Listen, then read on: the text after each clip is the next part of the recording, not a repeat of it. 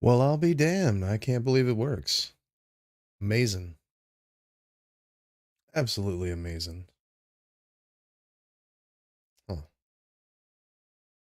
Well, I guess I can stream in 720. I mean, I could probably stream in 1080, but my God, there would be such a delay. But that's good to know.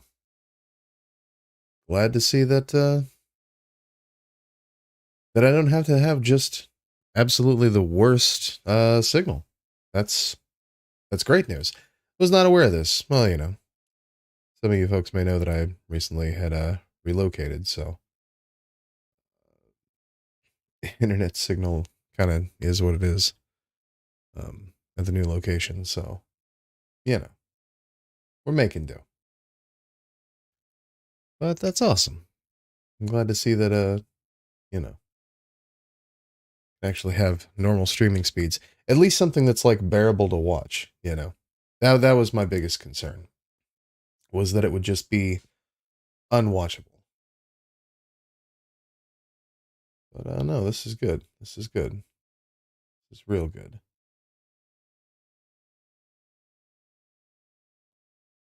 So, we're almost doing like real streamer things now. It's amazing. Amazing. All right. Let's see. And just for the fun of it, give me just a second here. I'm gonna go ahead and switch this over to the YouTube VOD for the website. This is gonna be a short stream. Just gonna. I had literally nothing planned. I just wanted to do a little bit of testing. I'm gonna play some Factorio, watch a Trash Discourse video, do a little commentary on it. It's one that I saw. I did pre-watch this one, so but it's good. It's real good. If you haven't watched it, consider that a moral failing on your part, because it's just that good. All right, give me just a second to set this up. I'm gonna bring the YouTube bot over. That way we can, I say, that way you, my little lovelies, we can pause. That way you, my little lovelies, can watch your boy Chainsaw on the big screen without having to deal with the nonsense of ads that I know you love. And for that, no, I know. You hate Twitch. I get it. You all hate Twitch. It's a thing. There are too many ads on Twitch. Everyone hates Twitch. Um, it's painful. It's it's so rough. I get it. I totally get it. But here we go. All right. So we've got the embed. This over to here. Wait, is that right?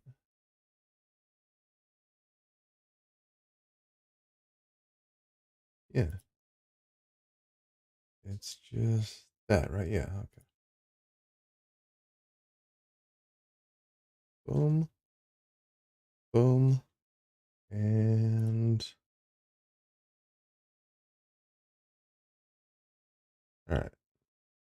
That should be all it takes. Get that loaded.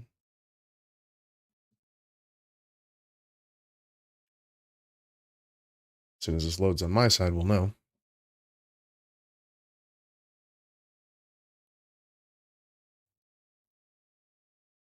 And loaded. Awesome. So there we go, my little lovelies. If you want to, if you're currently watching on Twitch or on the website, go ahead and refresh your browser. And you should be seeing the stream VOD on the YouTube. All right, awesome. Awesome. I love that. I don't know why more people don't have streaming websites. It's really not that difficult to put one together. I mean, I say that, and I still have to piece two more together. Well, technically three, and then work out the some of the bugs we've got in the in the raid because I want that to be way more streamlined than it is. But it's a work in progress. It's just a work in progress. Let's see.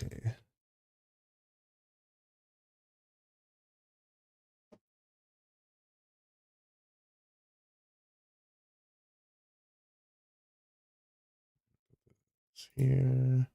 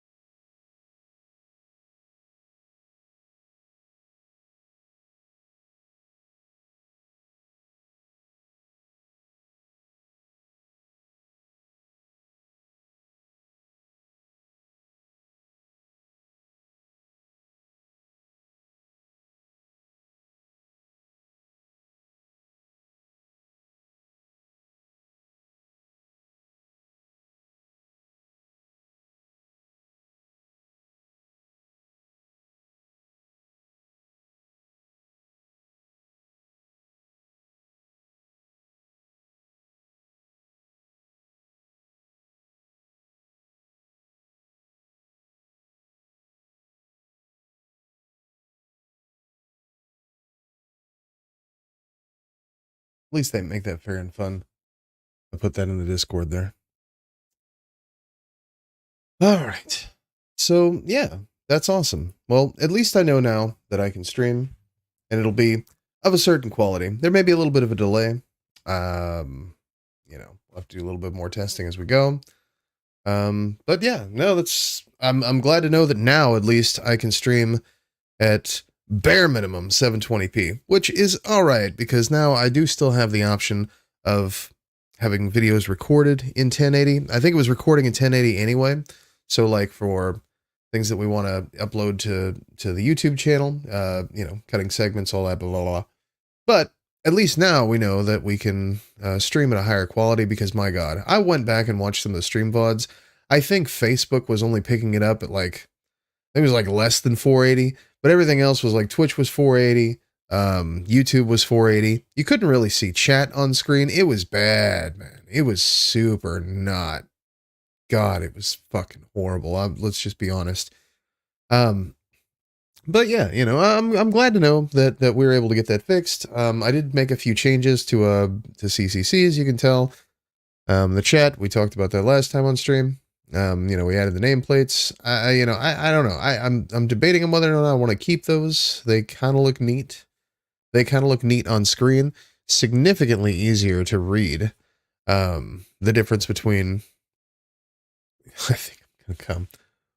What up, Madarsa? Good to see you, buddy. Haven't seen you in a while on stream here. Warlord's been holding it down for you, so no worries. By the way, though, what do you think of the new chat? We added some changes to it. Added the nameplates. That's kind of fun. Wanted to put that on there. So we've got that one. I was gonna say. Let me see. Oh, probably because it needs a capital. Yeah, BTTV. I think I loaded that on BTTV. That's the fun thing. Any emotes that we have here, those are just like available for anyone else to use also. So the cool thing is definitely slicker. I know, right? I know. I changed some of the spacing. I added the nameplates. I kept the same size of the emotes. So whenever you go down and let's see. So whenever you open up the emotes, you click on them, they're like basically the same size as they were, but whenever they appear in chat, they're like slightly smaller, so it doesn't like get all weird spacing and whatever. I kind of love that. The nameplates, that seemed like a cool idea. I wanted to, because I'm working on a website for Sandblasted Gaming, I wanted to have something that was like specific and unique. So I was testing it out to see if it would work.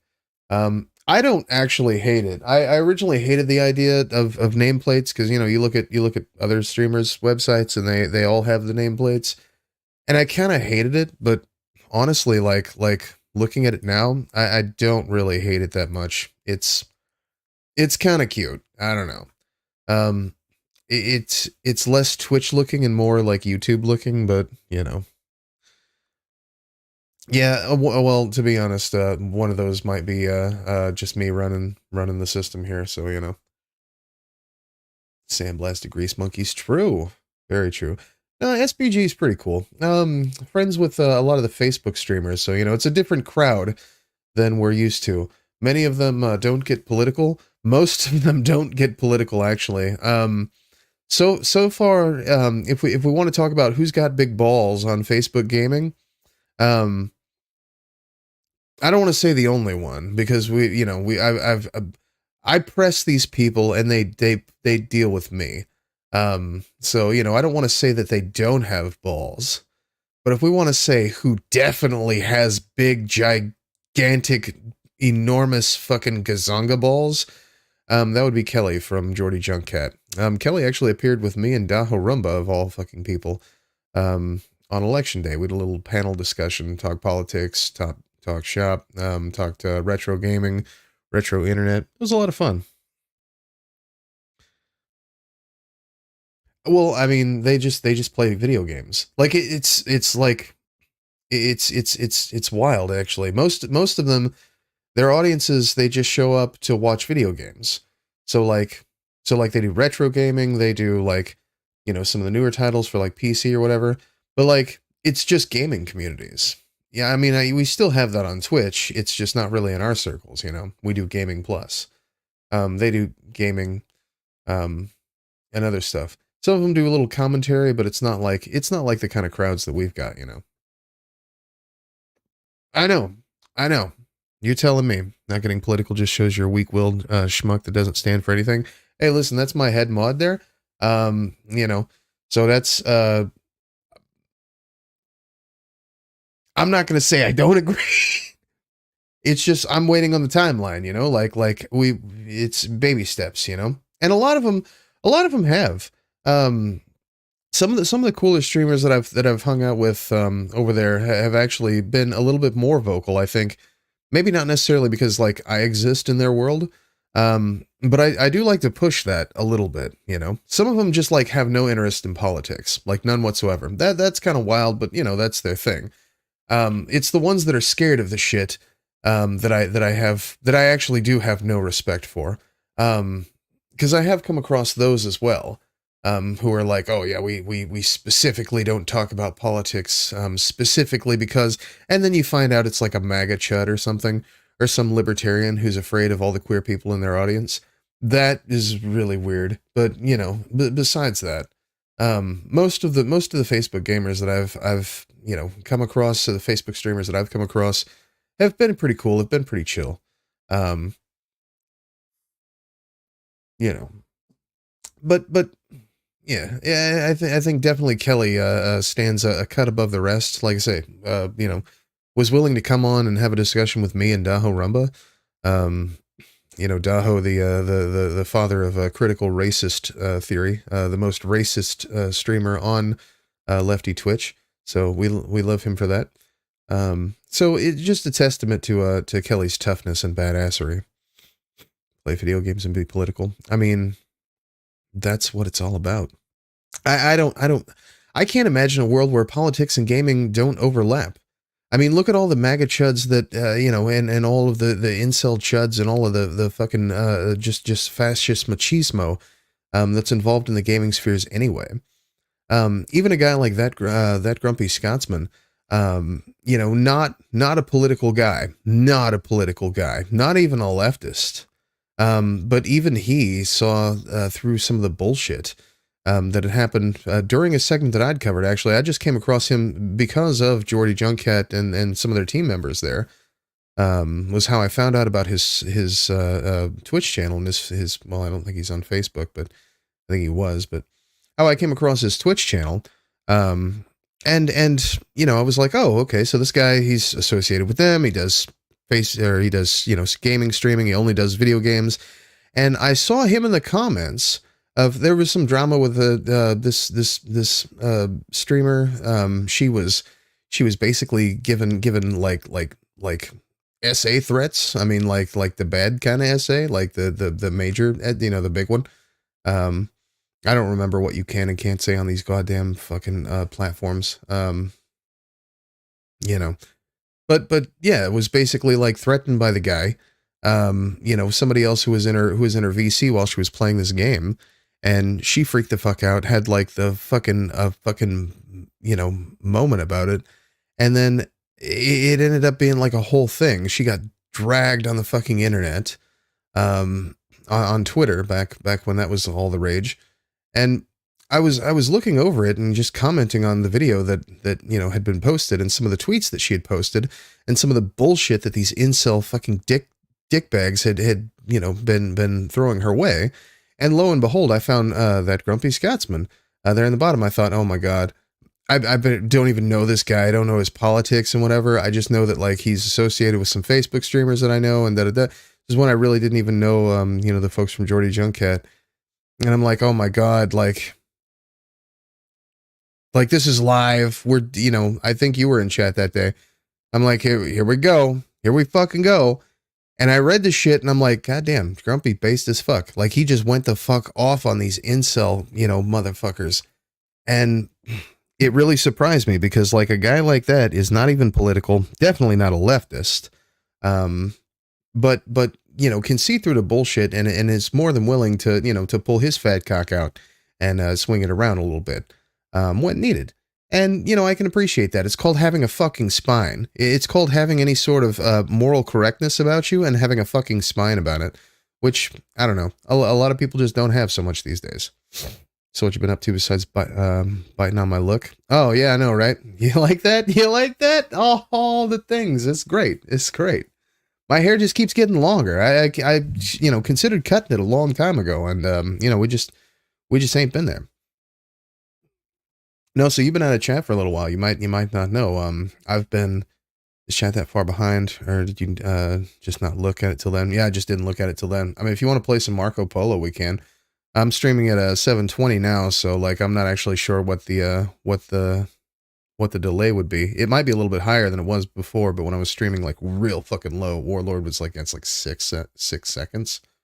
So I thought, well, we could probably bump this up a little bit, even though I have garbage internet. But yeah, let me know if you want to play a little Marco Polo there. We'll give that a shot. But yeah, no, I moved a couple of times. That's why we got a little different digs here. This is a completely different spot. Not my chair, you know. Still in the process of getting stuff back from my other spot. So, you know, I moved to one location. Things didn't really work out as well as I thought they would. So I had to move to a different location. So, you know, we're at the new spot now. Contracts with work are you know, going back up, so gonna be able to do the regular day job thing again. Gonna be able to function like a normal person one more time again. I love that for me. It took goddamn long enough, about fucking 9 months before these contracts went through. So you know, we'll see. Current time is 8:20. Marco. Yep. All right. So how about I'll say Marco, you go Polo. Ready? Marco.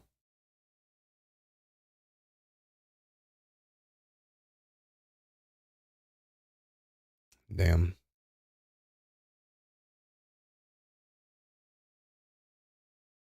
It matters. I went to the bathroom.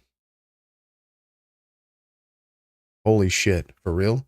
All right. Hey, listen, that's about a 1 minute delay, less than a minute delay. It's still 8:20 on my side, so like we'll count that good. It's more than 6 seconds, but I mean we are at what, probably 3 times the internet speed we were. I mean, I think we were what's below 480. I think we were at 480 on Twitch.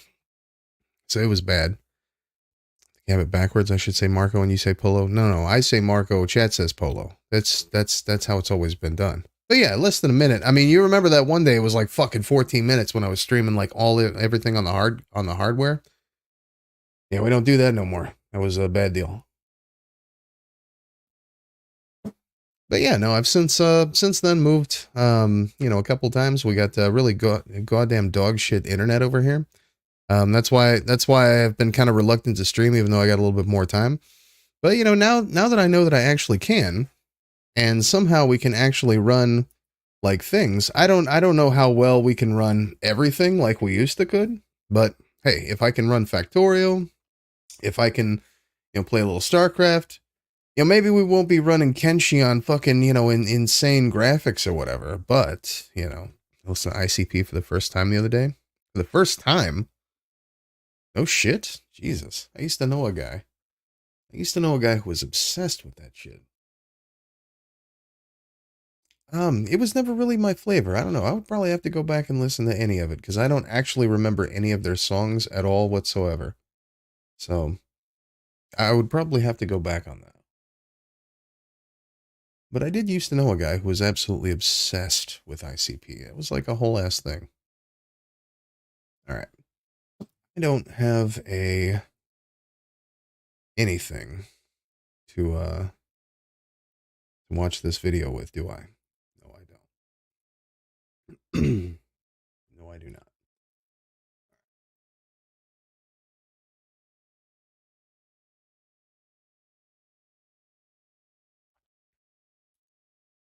If you ever want to know why I block ads with... What is going to be the best way to do this?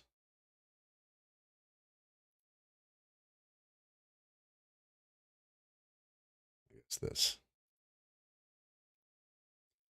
All right, so we're going to add source and window capture, I guess.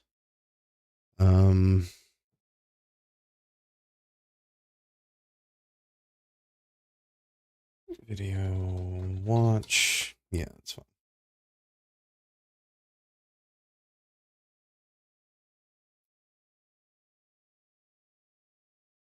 Yeah. That works. That.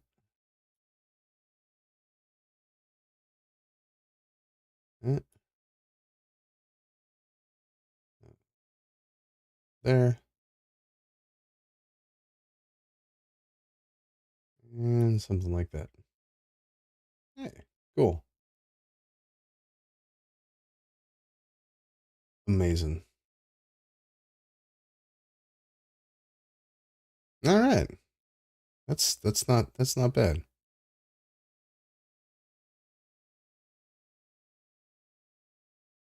Okay. They've got good flow and a Filthy Frank kind of style. I don't know if I'm aware of Filthy Frank. It's ringing a bell, but not a loud one. Not gonna lie.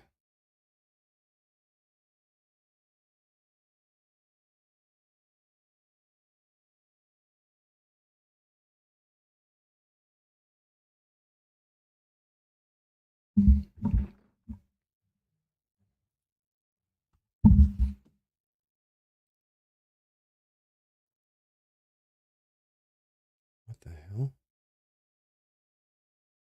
Oh my god. All right.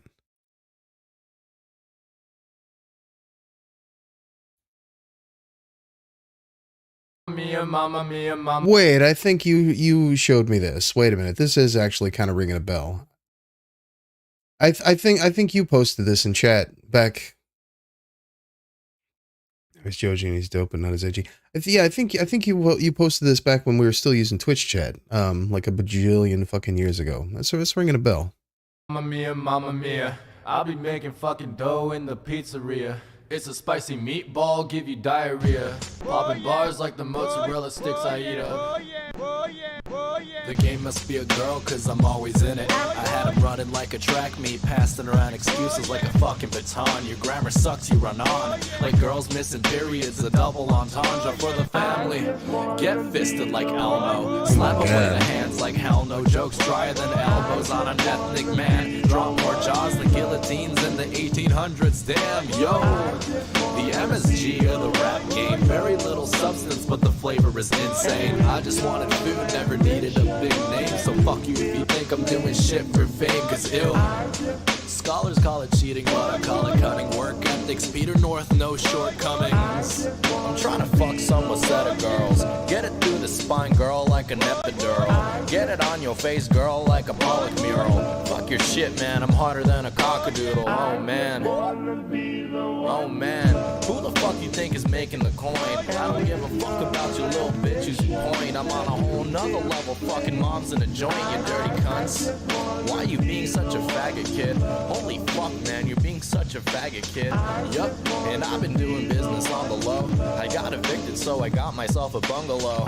She hold my dick under the table like a puppet show. I'm fucking models every day, my dick's a runway, ho. My dick's a runway, ho. Mamma mia, mamma mia, mamma mia, mamma mia. I'll be making fucking dough in the pizzeria. It's a spicy meatball, give you diarrhea. Popping bars like the mozzarella sticks I eat 'em. When I'm finished in the kitchen, man, I never clean up. I sit at home with my dough, with my feet up. Mamma mia, mamma mia, mamma mia, mamma mia. I'll be making fucking dough in the pizzeria. Mama fucking mia, mama fucking mia, mama fucking mia. I've been making fucking dough up in the pizzeria. The dough smells so nasty, boy, I don't eat it. The dough smell like my dick, man, the girls eat it. Ah, ah.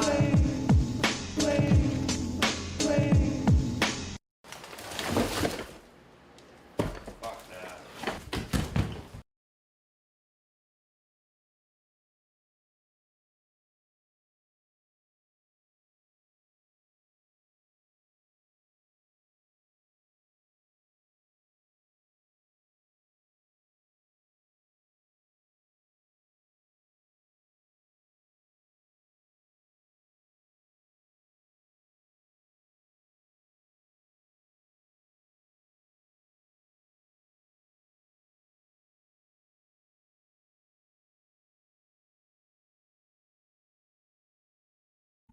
Got anything you recommend by Filthy Frank?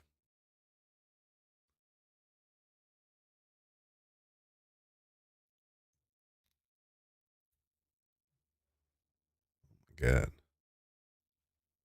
Teriyaki God?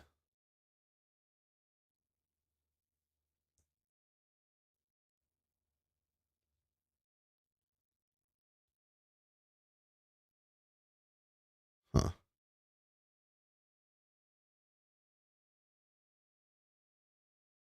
Onigiri is good?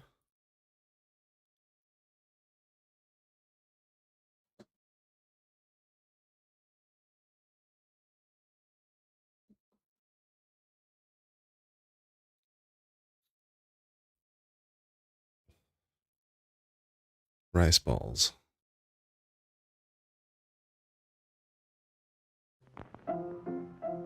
Let's all go to the lobby. Let's all go to the lobby. Let's all go to the lobby to get ourselves.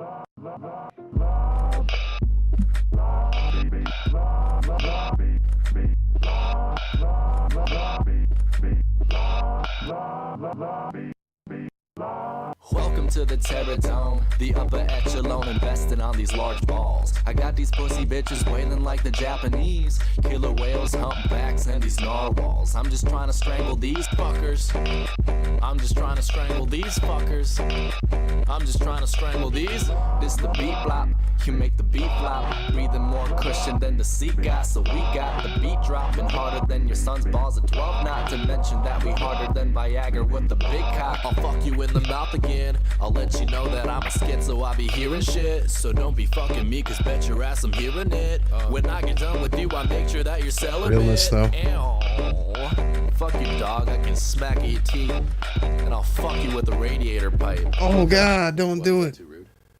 I'm a fucking nuisance with different types Oh, of God. abuses. I'm running up in the premises, helping you tie your nooses. Cause all of you fucks are clueless and do not know how to do this. I act retarded on stage and then put my fingers in pussies like, oh.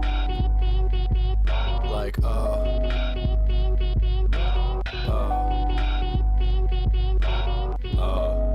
Yeah. I fuck around for money like a cam whore. Jerk it to my titties, pop it off on some gay shit. I fight your dad in the parking lots and or beat their fucking teeth in cause they raise shit. You sound like I never respect my kids and I raised a piece of shit. And I drop my kids off at soccer practice every Tuesday. this one's for the folks that be dead inside. Mini golf champion, you got no drive, player. Fuck boys, treat my dick like a trampoline. I only work with paper like a fax machine. I'm on the car's hood, screaming like a mammal, ripping through the flannel, burn on ass on my chest with the camels. I'm here to be an act, not a role model. Don't be fucking crying when I'm smashing your kid with a bottle. I'm just chilling, making rice balls air day. I'm a simple man, I don't need a microwave. I don't need a microwave. I don't need a microwave.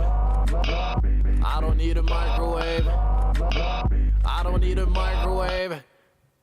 Cause I'm already heated. That's not funny. Oh, we want real music. We want real music. We want Joji music.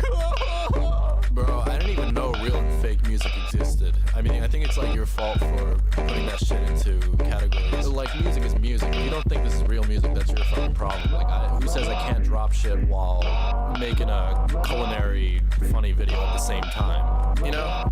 Whatever, man. It's your boy Pink Guy, Pink Omega, whatever the fuck you wanna call me. I don't give a fuck. Coming at you again. Still doing that wacky, crazy shit, bro. Ain't nothing changed. So see you next time.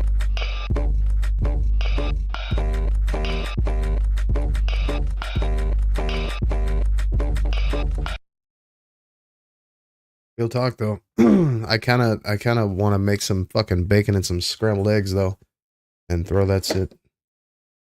That was not onigiri. But you know, we can make some. I don't know about fucking canned tuna though. My God, that just seems like not a great idea ever. Yeah. A little bacon, little scrambled eggs. I'm actually growing these fucking ginormous. I mean, they're gargantuan. I've got some spring onion. It just got, you know, had some, cut the shit off, and I'm just like, you know, it feels like, oh, I know. Oh, it would blow your mind. Are you shitting me? I got like, what, 3 pounds of fucking tortellini in the other room, sitting in the fucking deep freeze right now. I've got 2 gallons of fucking wine, that I need to bring back here. I've got like an infinite supply. I have an infinite amount of forever alcohol. I have more vodka than, you know, Uncle Leo could ever imagine drinking. I've got a fuck ton of wine. I've got a bunch of imported fucking Australian wine that is like now, I guess, like this shit's like over 5 years old now because it's just kind of been sitting there. But yeah, I'm going to bring all that shit over here. Once I get the rest of my shit, I'm getting a bunch of shit tomorrow.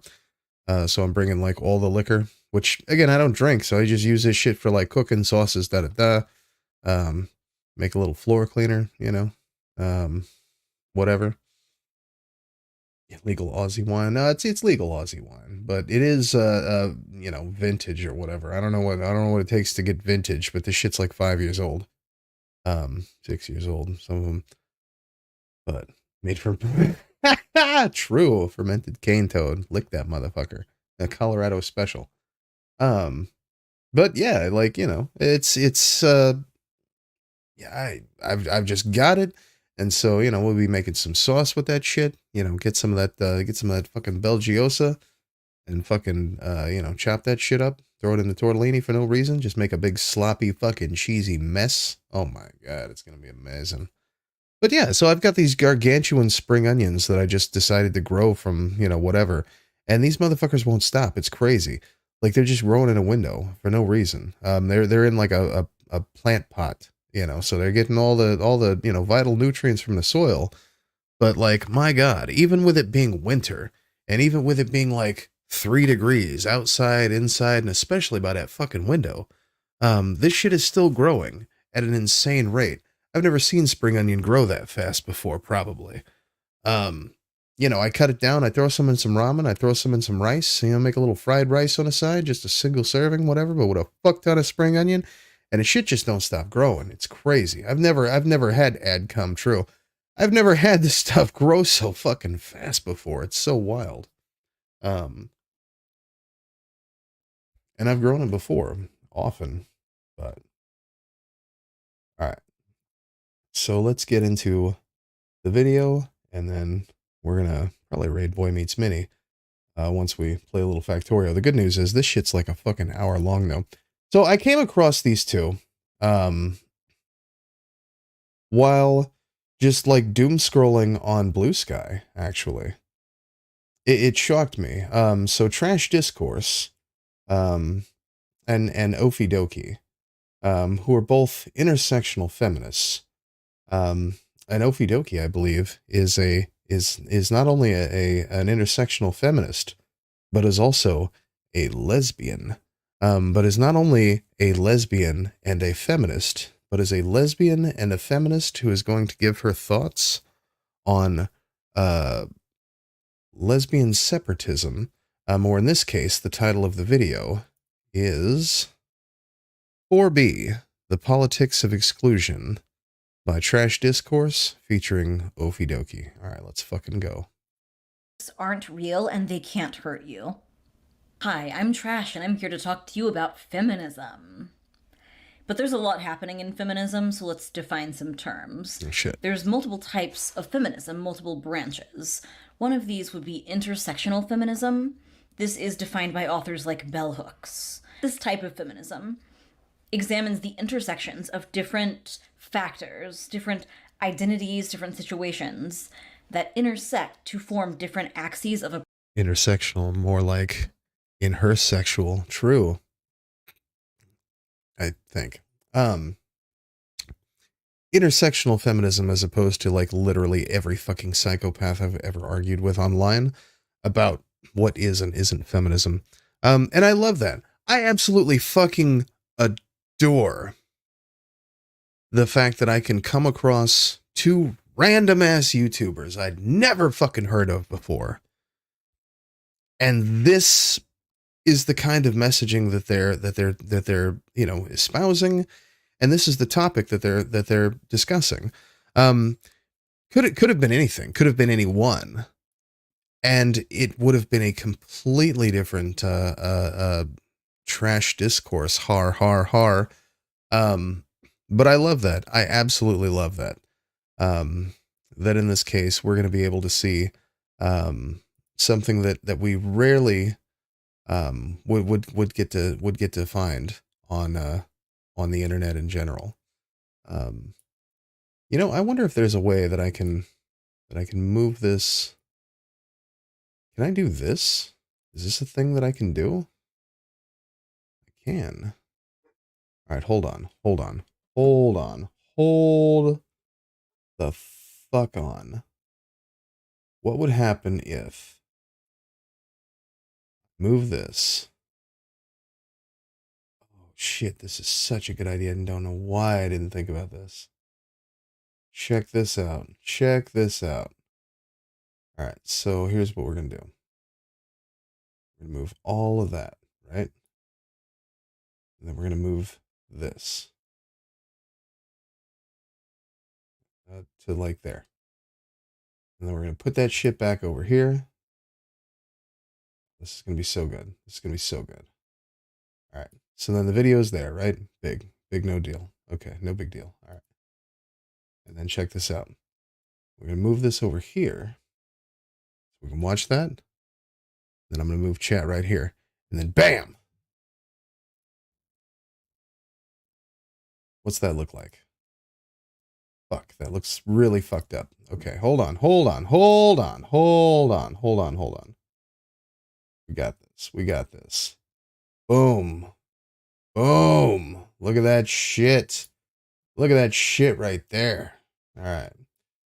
This is actually a great idea. I don't know why I didn't do this before. Probably because I wasn't prepared to do any of this before. But this is fine. Okay, so then I can look at chat right here. Factorio, more like Snorio. Factorio's good. I started playing Subnautica actually, but I didn't know how good that would go over on stream. I'm not gonna lie, I've seen a few people play Subnautica on stream, and they just play Subnautica, and that actually is kind of a snore fest. Even though the game itself, like, it's a good game, it's a lot of fun to play, but just watching Subnautica is not exactly the most fun thing to do in the world.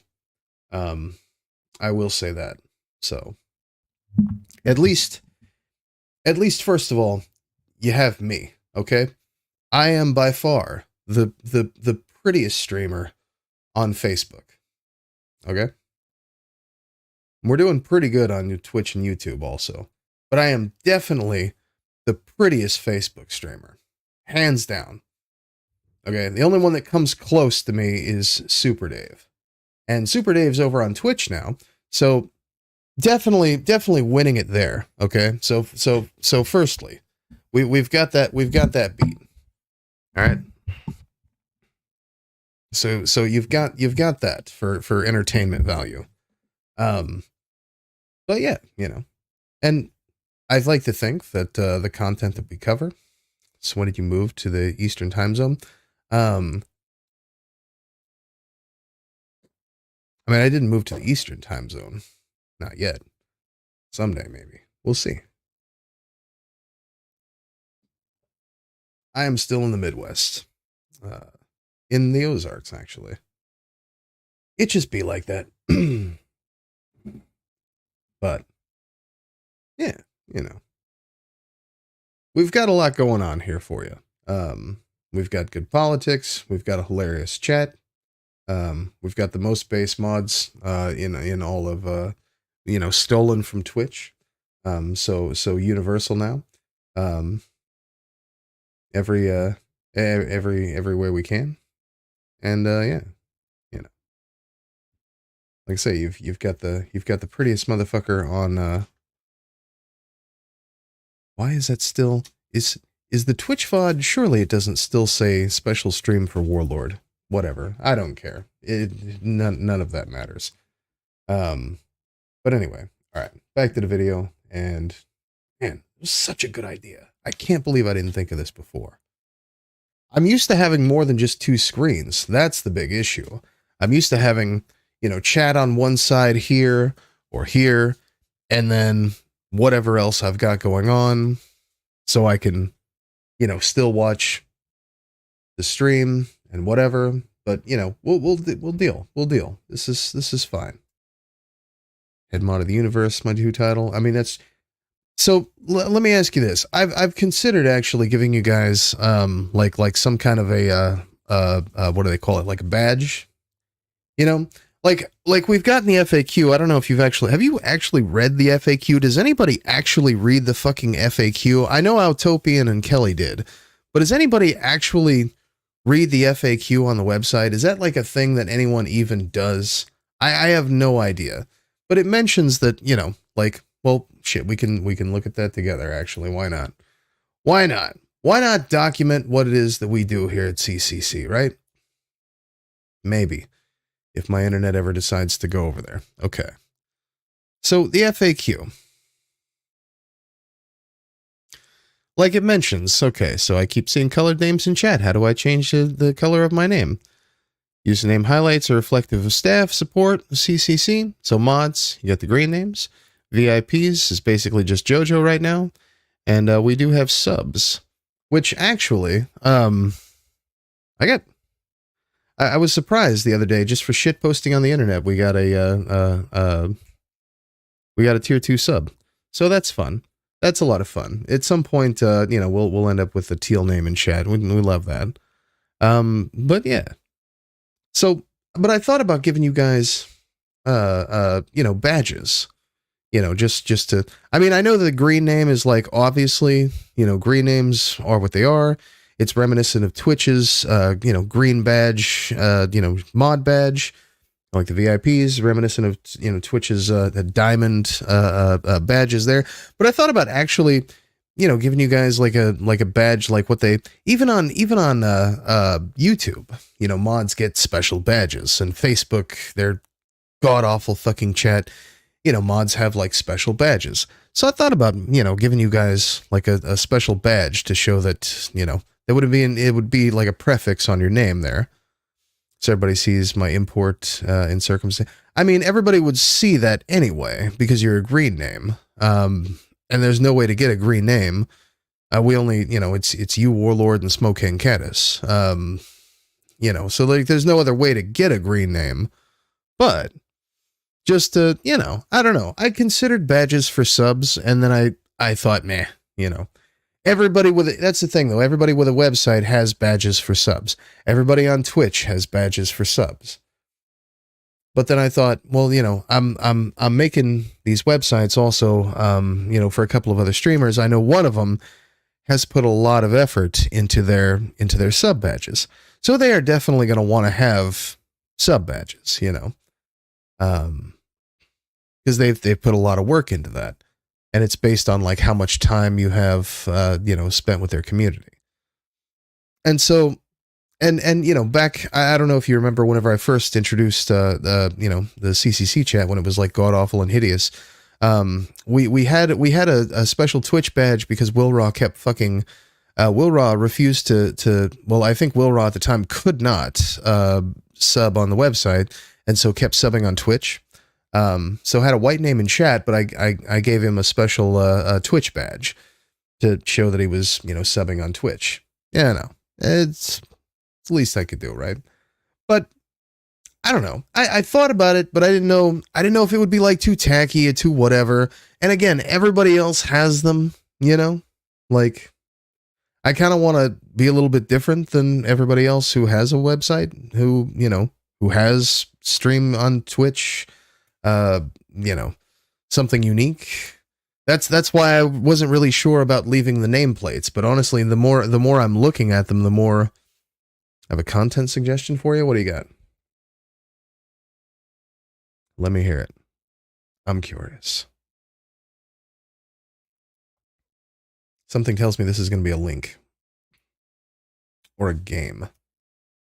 If it's got a budget of more than like $0, I might be out for it.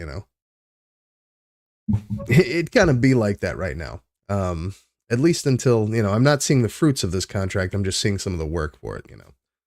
But we are hopeful that in the next few weeks we'll be doing big things. I'm excited for it. I don't love the fact that I'm working more. But I do love the fact that means I'm going to be getting paid more, which thank God we can get back to that. We do miss those days. Come here. What are you doing? Come here, Yorkster. What are you doing? Come here. Come on. Oh, no, you're stretching. Stretching, little funky puppy. I know, you need a haircut, huh? My God. We're gonna shave you, make you look like a giant rat. It'll be fine. You're gonna love it. And we'll put a sweater on you for no reason. All right. Take a look here. Let's see.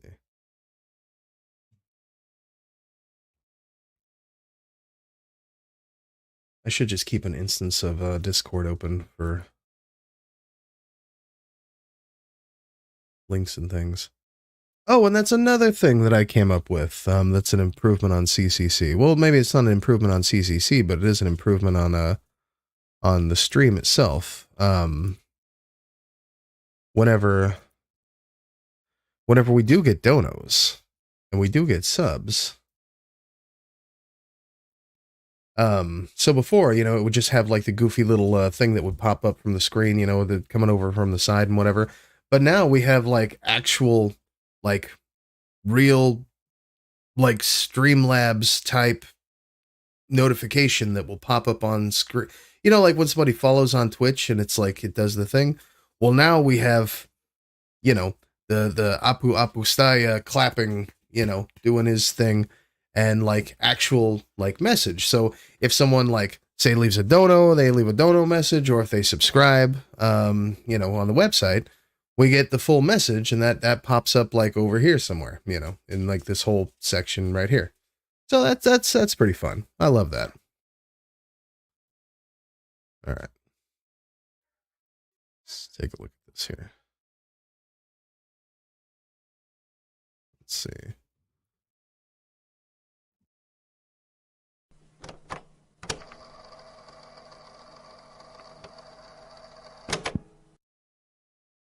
Hi, everybody. My name is Mama Possum.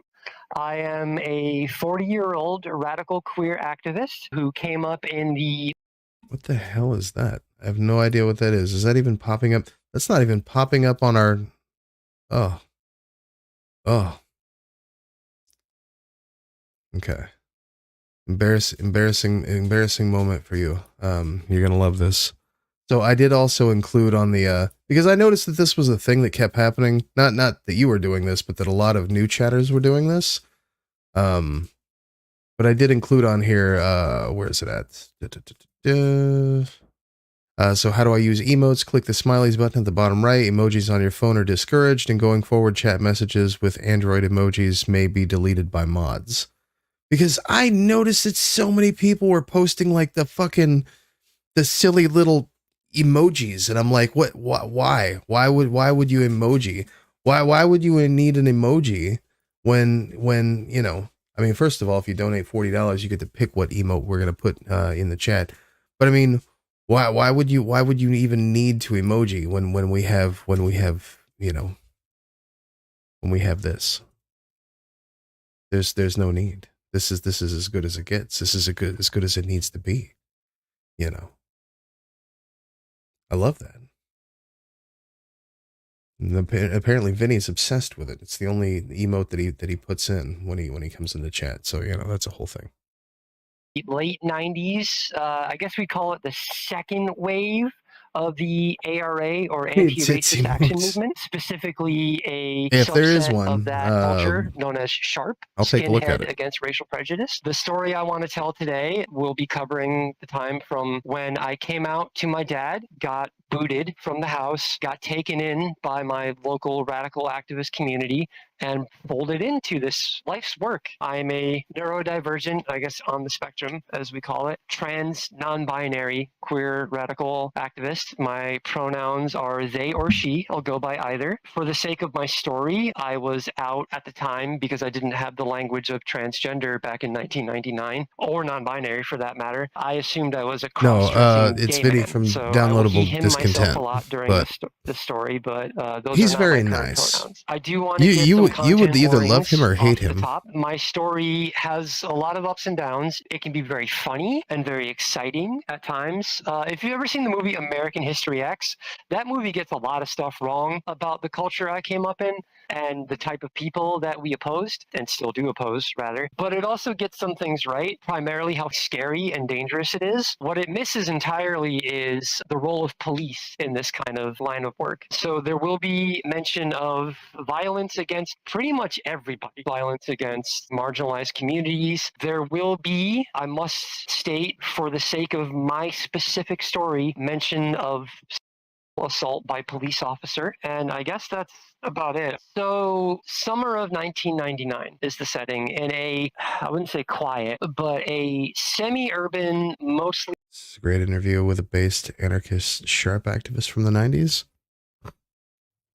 Yeah, I guess I should have asked what exactly even is this, but you know, we're finding out together here.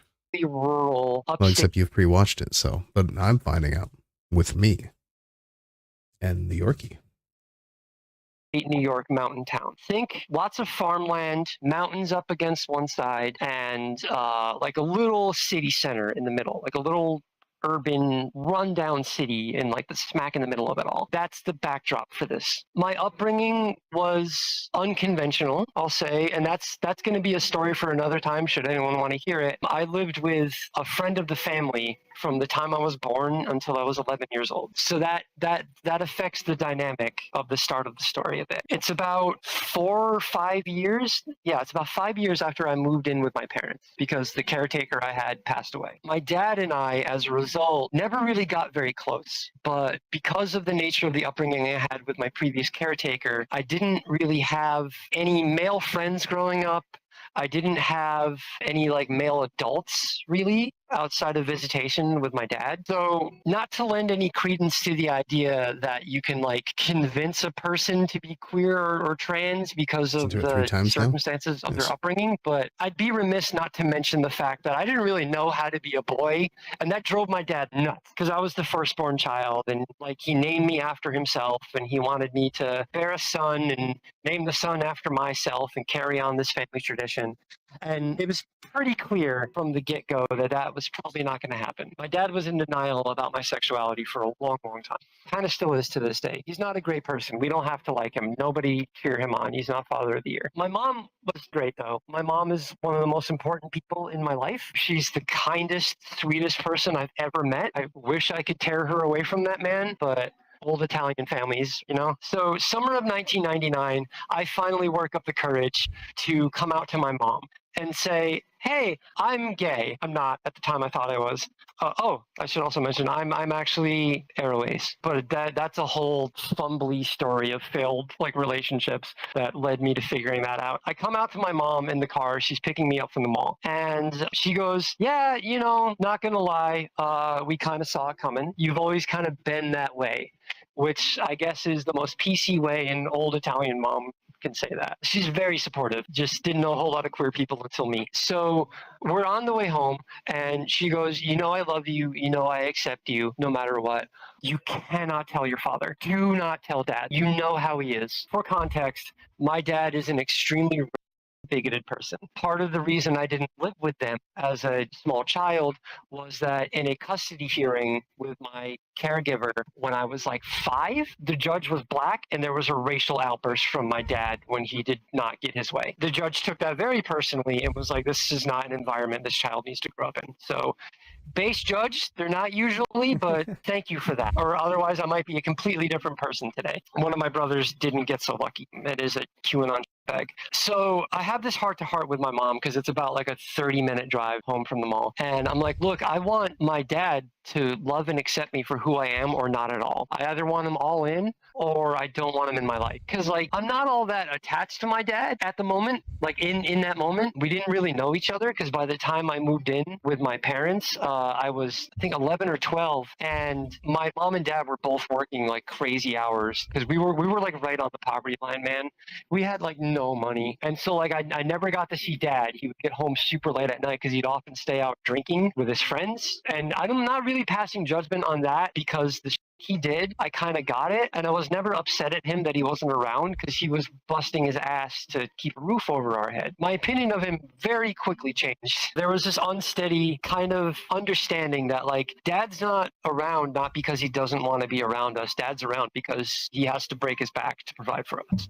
And that's the story for most families in this town that I'm from. So my mom finally like relents as we're pulling into the driveway and was like, okay, whatever happens, just know I care about you. Let's take some time. Let's not go right into it. Let's you and me talk about how we're going to approach dad about this, and we can go from there. And I was like, okay. So didn't bring it up that day. Didn't bring it up the next day. Dad had the day off for like an appointment to see a specialist because he was having lower back problems at the time, which would eventually culminate in him not being able to work anymore. But he went to the specialist early in the morning and had the whole rest of the day to just veg out and chill. So I was like, okay, dad's not going to be upset. He's not going to be tired from work. This is the best day for me to talk to him. So I waited for my mom to get home at like 3 in the afternoon. We agreed it was time to have the talk. And I have 3 siblings. I'm the oldest. I have 2 brothers in the middle and then my little baby sister at the time. I'm 16 in this moment. It's the summer. We just got out of school. So my baby sister is with a friend of the family who's acting daycare. Again, that's something you see a lot in these kind of communities is like a sense of community where like different families that are on the bottom of society, you can't afford daycare, you can't afford this, you can't afford that. So we reach out to each other and we offer to look after kids even if they're not our own. Something that when I would move to the big city later in life would really upset me to not see happening. So I was actually thinking you kind of see that more in larger cities. Just like with folks in the neighborhood, you know. Just people on the block, you know. I mean, you find the people that like, you know, you can trust and whatever, they're like typically your immediate neighbors. You know, because you are in a big city and like it is a lot of people and it is kind of, you know, it is kind of frightening to try and build a community with, you know, unless there are people that like, I go outside, I see them, you know, they live right there. I know my next door neighbor is not going to rob me because that fear that I might rob them if they try, you know, at least that's what it was like, you know, in the block that I was in, you know. like you're right there. You see, now whatever's going on like 2 blocks away, yeah, it's a little bit of a different thing. But like the people whose yards are connected to yours, you always did have that kind of weirdo that, everybody knew not to fuck with because they were breaking into houses or whatever. But I don't know. I feel like that was something that you kind of do see more in cities as opposed to like, I don't feel like people in the suburbs really get out. And, for the most part, it's kind of difficult to socialize in rural environments because, well, there are less people and more distance between people. So you also do not know what they're up to. So it does make it a little more difficult. Maybe that's just these days, but yeah. Mom and I sit down in the living room with my brother, my brother who's right under me age-wise. Mom opens up the conversation with Dad. But hey, if you've got a moment, our son would like to have a heart-to-heart with you about something that's very important to him. And my dad turns around and he's got, the Dwayne "The Rock" Johnson eyebrow because he knows something's up. Because we all knew that this talk was going to happen eventually. And my dad was just hoping it would wait until I was gone, out of the house, because he did not want to deal with it. He was in denial for many, many years. So he's on his computer. This is the late 90s.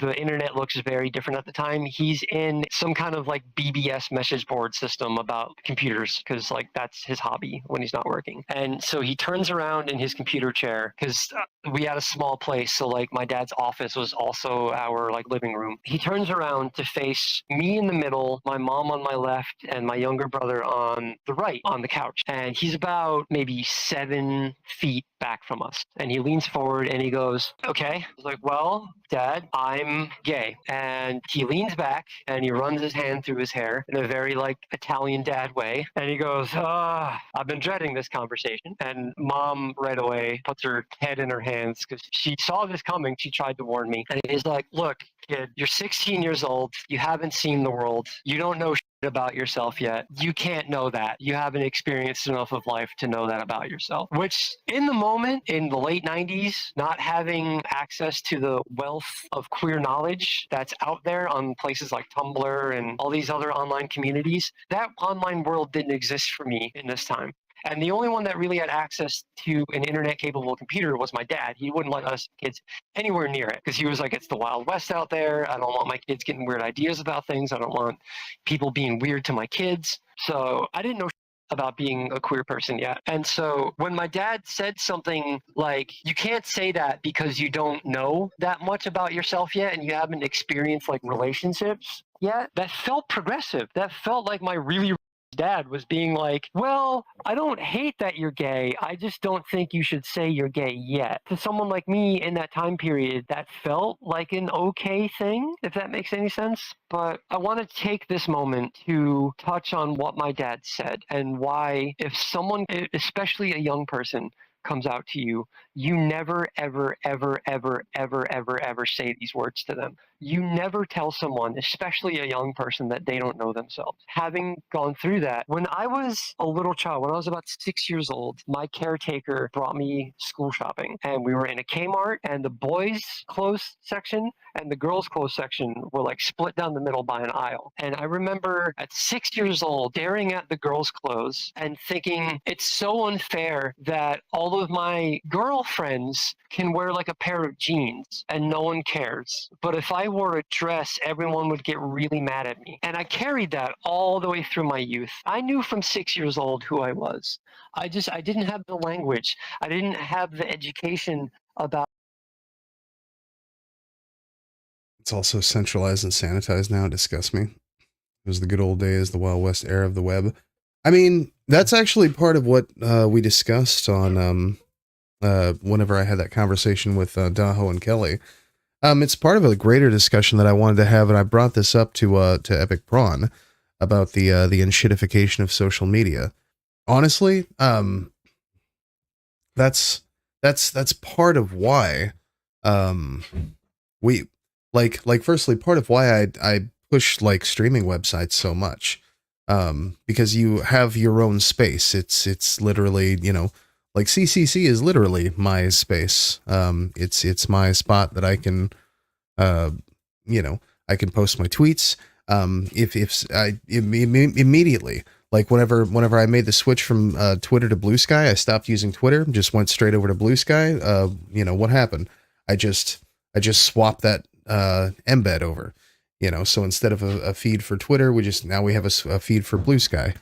And same thing, like earlier, whenever I started the stream, I wasn't really sure how I wanted to do things. If I was only streaming on YouTube, well, if I lose signal, if anybody who showed up to watch the channel, if I post the link, it's gone now.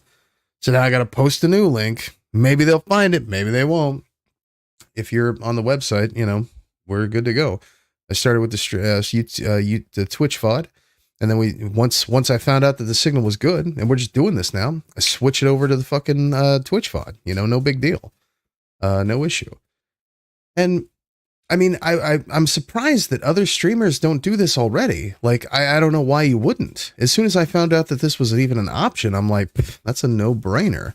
Like, I need to have my own streaming website with my own chat and an option to, for as little as $5 a month, you can go to chainsawccc.com/memberships and subscribe for a membership and get a blue chat highlight. And, maybe get a chance to mention in the Discord if you'd like a badge next to your name for that blue chat highlight.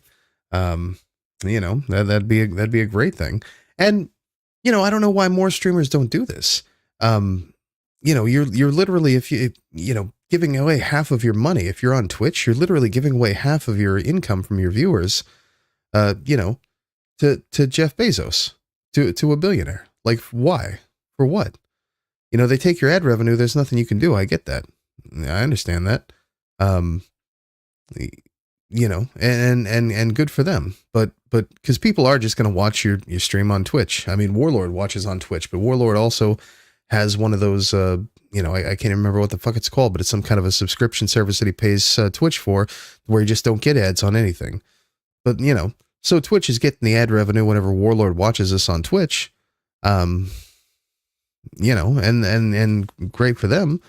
But some streamers, even like Dylan Burns, he has a streaming website and he hosts the Twitch VOD because fuck it, why not? But I just don't understand. Warlord is gay, but I just don't understand why. True, but Warlord's not here, so Warlord is like super extra gay. But like I just don't understand why you wouldn't want to do that. At least, I would be fine with Twitch taking 100% of my ad revenue. I don't give a shit about that. But when I convince someone to give me money to subscribe to the channel, don't take that. Like don't do that. Eat my ass. I'm gonna make sure. Did I turn clips on? Please tell me I turned clips on for YouTube. God, Jesus. I'm definitely going to have to go back and clip that one for him. I don't think I have clips set for YouTube. I'm going to have to go ahead and open that up. I don't think clips were available back then, so they're just like off by default when I started. But yeah, I don't know why more streamers don't have websites. Like they're actually super easy to piece together. There are so many resources out there that you can do this stuff with. Everything is either open source or made publicly available. I mean, people just have like website templates that are virtually like what mine look like. Shit, Vinny's website, I set that shit up in like a day, like a literal day. And it's basically just a copy pasta. It's not even based off of my website. It's just something that looks enough like my website and functions like it. And I did copy my code for like the player, because those are, like the parts that are mine. I did copy and paste because that's code that I put together myself for like the player, the chat, the whatever. I still got to go back through and fix Vinny's chat, but Vinny's not really trying to host that right now, like permanently with his own domain either. So when he takes it a little more seriously, I'll take it a little more seriously. But when I set up these other two websites for these other two folks who are wanting some, it should take me about a day to get everything pieced together, and then just to figure out a couple of the bugs with raids. But I don't even have that figured out for mine yet. I've got a couple of theories in mind I want to try and see if they work. But yeah, I don't. So now Vinny's site stream C4's content. I mean, I guess I could. I probably should just set his to raid mine permanently until he figures it out. That would be kind of funny. But put the Twitch VOD on his player and be like, "Yep, I'll fix yours when you pay for the domain," and then we can go back through and get you a real chat. Because his chat was an experiment. It was a failed experiment. I hate it. It's hideous compared to mine, and it lacks a lot of the functionality. So, Strambort, what the fuck? Howdy, good to see you, whoever the fuck you are. What the fuck is Strambort? Did you come from Twitch or something? Gotta get me one. True. Your hybrid style works well for me. I watch a YouTube stream but use a site chat. Right, and Warlord will watch the YouTube VOD, or watch the Twitch VOD. You know, because I don't know, just he gets it and then just does whatever. But also I think Warlord's just trying to be based and cool and give me that ad revenue, because I do get more ad revenue when Warlord watches on Twitch because he has that subscription anyway. And I encourage people not to subscribe on Twitch. There's no need to. Like, I think now I'm available for stars on Facebook. I encourage everyone to not send stars on Facebook. That's insane. You can go to chainsawccc.com/memberships and purchase yourself a membership, or just donate money. Just money me now. Any way you want to. It's fine. If you money me now, you can get a chat highlight on your name. So you see how Strambort has a white name? Strambort could have a teal name, or a blue name, or a purple name, or an orange name for $40 a month. Or as little as $5 a month. Twitch subs are like $6, man. That's crazy. They're charging $6 for a tier 1 sub on Twitch. Mine are $5. And I get that money. Welcome, Stromboli. True. Because YouTube works in a minimized mode on my phone, so I can listen while at work in my phone in my pocket. Right. And Twitch does too. That's another poor thing that they have for Facebook, man. And I feel bad for motherfuckers who are only streaming on Facebook and not anywhere else, because Facebook doesn't give you that option. With Twitch, you hit the it's not the home button, but the center button, knocks the shit out. And it gives you a minimized window, right? So you can still like listen to the Twitch VOD, you can get on Dank Chat and use Dank Chat, because, Twitch their app doesn't do like BTTV, it doesn't do Franker Faces, but Dank Chat does, right? YouTube, same thing, like Mata Ursa, you watch on YouTube, but then you're using chainsawccc.com/chat, you're using the chat window, and so just doing it like that works. You couldn't do that if we were only streaming on Facebook. And also, the Facebook embed doesn't even fucking work on the mobile website anyway. So even if you were just logged into the website on mobile, you get a blank screen, no sound. I don't think there's any sound. Steamboat, I wanted a funnier name. Ah, Steamboat, what up? Good to see you, buddy. I'm like, who the fuck is Strambord? That must be Steam. That's gotta be. But yeah, so I mean, for as crazy it is as it is to me that streamers are still using this stuff.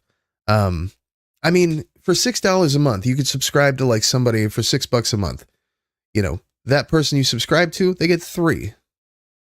Fuck, on my worst day, subscribing on the website gets more than that. Steamboat Jack or some other Steamboat. Definitely a different Stromboli. Steamboat's a Twitch streamer and a YouTube streamer also. Steamboat is a based motherfucker. Came out of left fucking field somewhere one day. I don't even know how Steam started following me, but defended me when I was in the middle of some bullshit. So Steamboat's a real one. Steamboat has big brass loudmouth balls, and is not afraid to use them. We love that. We definitely love that. Based artist, monochrome, actually. No color whatsoever. I believe can use color. Haven't seen it yet, but I believe can use color, but has no color himself. He's both black and white. It's pretty great. You seen him in chat before? Maybe, probably. Definitely, you might have seen him on my Blue Sky feed also. I be retweeting Steamboat, not often, but you know, sometimes.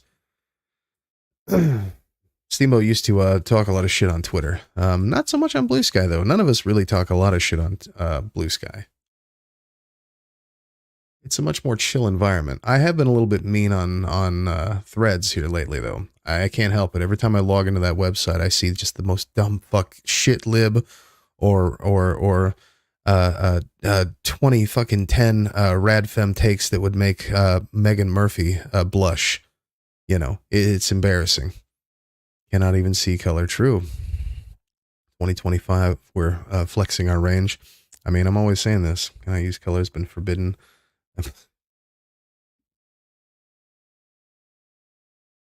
I mean, that's real. I don't even see color. I'm like a cat. I did have 2 cups of coffee today, or I'd be like both of those cats right now. Just pass the fuck out eating my own ass. My God. I wish I could sleep like those two. I really do. That's crazy. That's absolutely crazy. What are we popping on? This is a just watermelon, I think. Watermelon and mint mix, but it definitely needs more of the mint. My typical geek bar went out, so until the end of stream we're making do. But good to see you. Appreciate you coming in, buddy. Jacob. I'm on my 6th cup. I don't know. It was kind of a short day for me. You know, it was a long day, but a short day. I don't know. I've been working significantly more than I'm used to, because basically after I mentioned this earlier, after the contracts kind of ran up, my work schedule, did a little bit of a different thing. So you just got to get you a hookah. Oh, I know, right? Well, they tell me not to smoke tobacco on stream because it's unrelatable for the kids. So, you know, we had to switch to vape, but you know, and then I started getting on this, just regular mint flavor, which is insane because I did not think that I would just like regular mint, just mint, only mint. You know, I thought mint watermelon, mint strawberry, mint such and such, mint somebody, but regular old fashioned nothing fuck you mint is a pretty good way. I was shocked to find out. Smoking does make you cool as fuck, though. That is true. That is very true. It makes you look cool, too. Oh, I agree. It does make you look very cool. It's that COPD shit that, you know, everybody seems to be getting that blows my shit away, you know. True. I'm always saying this. Put them right in the oven. Wait a minute. Air fryer. Can't get canceled for that, right? But yeah. So it's interesting to me though. And I feel like just having like that personal blog, or whatever it is that you're using. I mean, so many people will like start those, right? I mean, how many people do you know that like start fucking Substacks to do what the fuck ever? And I think to myself, well, you know, but we're still using Substack, you know, like, oh, I've got a Medium now. It's like, oh, okay, cool. But you still got a Medium, you know, and don't get me wrong. Like everybody else who has a streaming website, theirs is like, you know, it's all built in and you know, yeah, mine's put together with like duct tape, but you know what? The shit functions. We've got website donos that work better than Twitch. We've got a chat that is way fucking cooler than Twitch's. And, you know, by comparison, it's significantly cheaper, than the other option. It was significantly easier to set up. And, at the end of the day, the best part is, it's mine and nobody can take that shit away from me. That is the most important part of this and something I've discussed with, you know, several people, as I was developing this, is that at the end of the day, this is my website and that motherfucker gets shut down when I decide it gets shut down or when I can't afford to pay for it anymore, which good news is super cheap. So, you know, as long as we keep that job, we're good to go. As long as you folks keep the donos coming, we're also good to go. I'm glad our rule with the comma came across. Let's see if C4 can pick up on my subtlety. I mean, true. No, I did see that. Warlord was making fun of me for some shit last time, so I've been trying to be a little bit more on my toes. His overuse of the Kappa emote. But yeah, I don't know. It just, to me, I think to myself when especially if you're a streamer, if you're a content creator, whatever it is, you've probably got like a Patreon. Well, the great news is, and I've spoken with a few people on this too. The great news is, even if you have a Patreon, your Patreon, can get linked in. It can get linked the same way that, like, I use Ko-Fi, right? I use Ko-Fi for websites, subs, for donos, and we use that to reflect in chat. We use that for Discord, and so we've got all these markers, but Patreon does the exact same thing. Patreon will function with Discord in the same way, and you can still set up a system. I mean, it's a great system, to utilize that for. And so if you're creating content, if you're a streamer especially, because this stuff is like kind of based on systems that Twitch had already been using for like however the fuck long they've been using it. I just don't know why everyone wouldn't do this already, especially if you're. I'm pitching a website to Steamboat is what I'm doing right now. Steamboat, I need your money. Money me now. The more money you're able to get me, the faster I'm going to be motivated to build you a website. Okay. Steamboat.com. Super Steam, .com. We can do this. And we can do this in like a couple of days, the best part is, it's yours. You own the shit. Nobody can take that shit away from you. Unless you want me to maintain it for you. And then I guess I could take it away from you, or I could not work on it as much or whatever. And then you could build a new one. 'Cause they're like kind of super simple to do, like, that's the thing. Like if a fucking numbskull like me can put this shit together, I have no training on this. I have no education on I know, right? I have no education on this shit. I have no education on coding or any of this stuff. But if I can piece together, a website, a chat, a player, loading these options, steamboat.com, true. But literally anyone can do this. And there's enough information online that can show you how to do it. And I mean, even this chat, just getting it to where it was functional and looking like, because I mean, Mata Ursa will attest. Mata Ursa has been here. Mata Ursa was the second user outside of myself.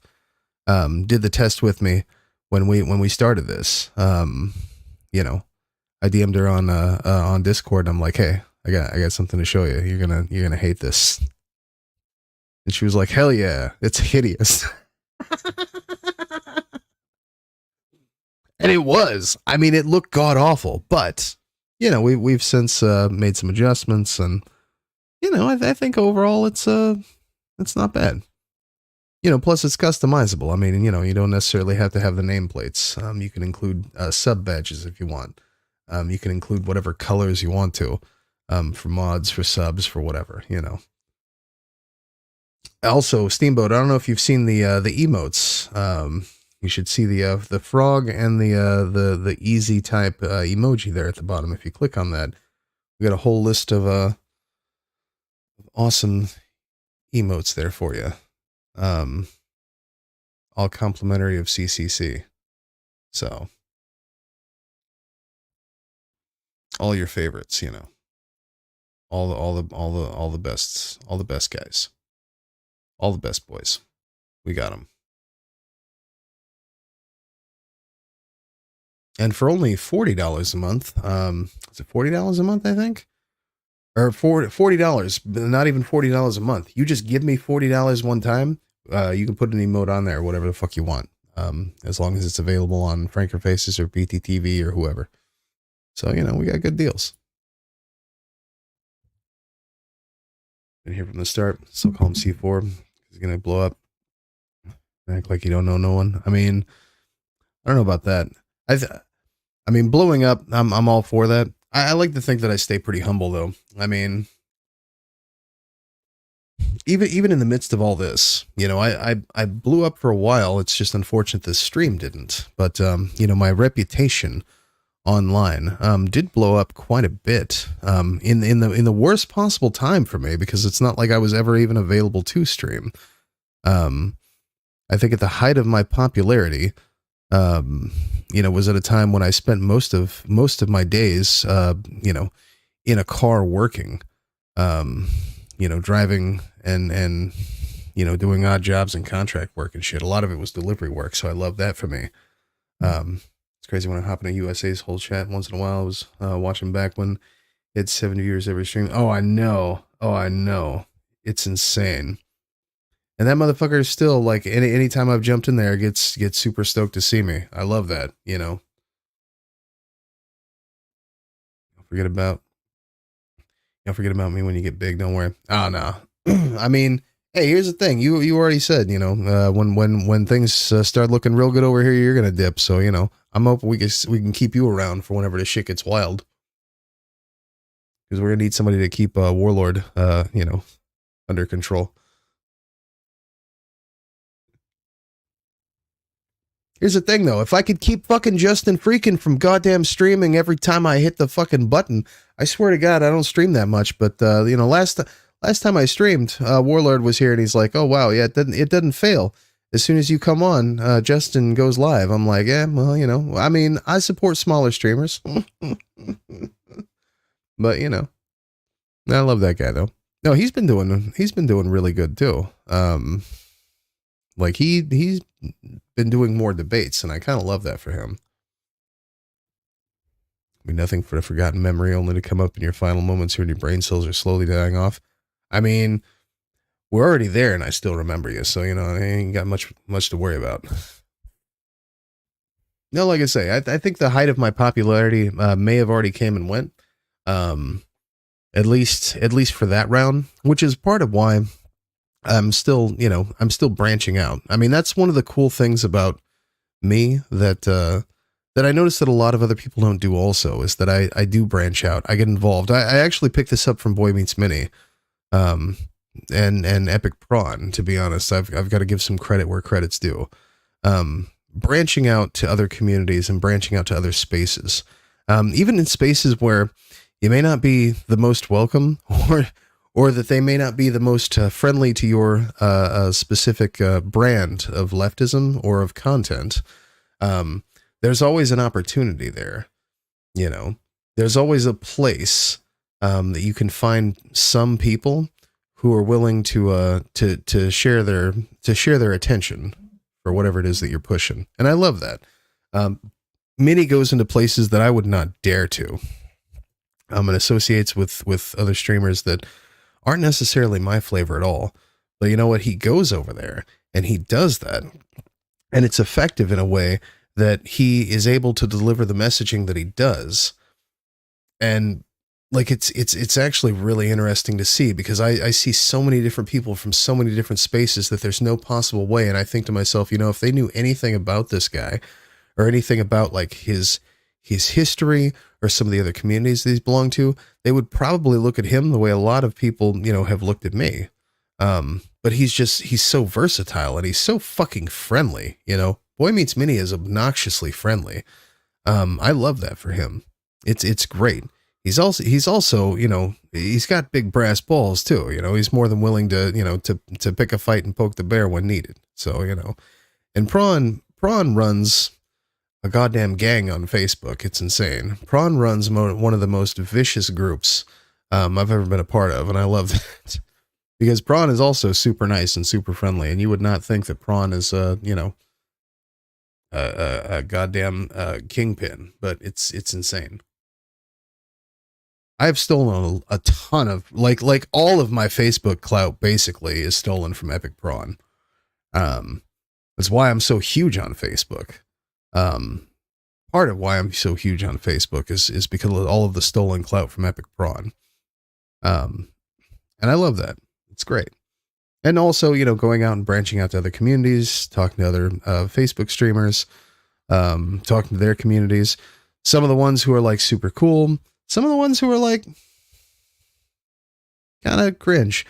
But a lot of their audiences overlap, and, you know, because they don't talk about politics that much or at all, you know, you can kind of key in and find certain people who, you know, may mention things that get overlooked in those communities, and, you know, we could bring them on over and show them something that they've maybe never seen before, you know.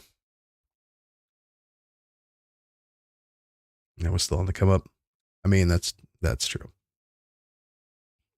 I mean, we might end up in the concentration camps together. That'd be kind of neat. I could be like, hey, I know this guy.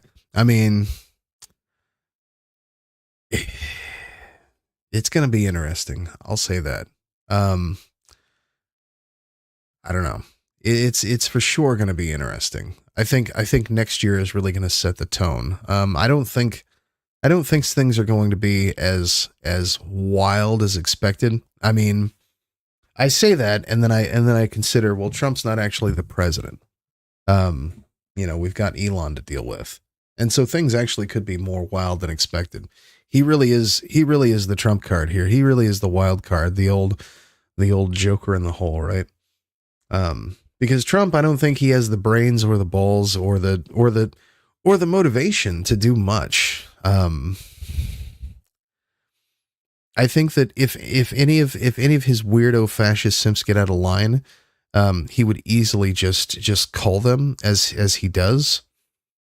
But Elon is basically Trump's crack, and that does worry me, because he really is a game changer in all of this, and I'm just not sure where he stands. I mean, I know where he stands, but I'm not sure how that's going to play out. You know, how he's going to react to things, and how people are going to react to him, and how far Trump is going to let him go.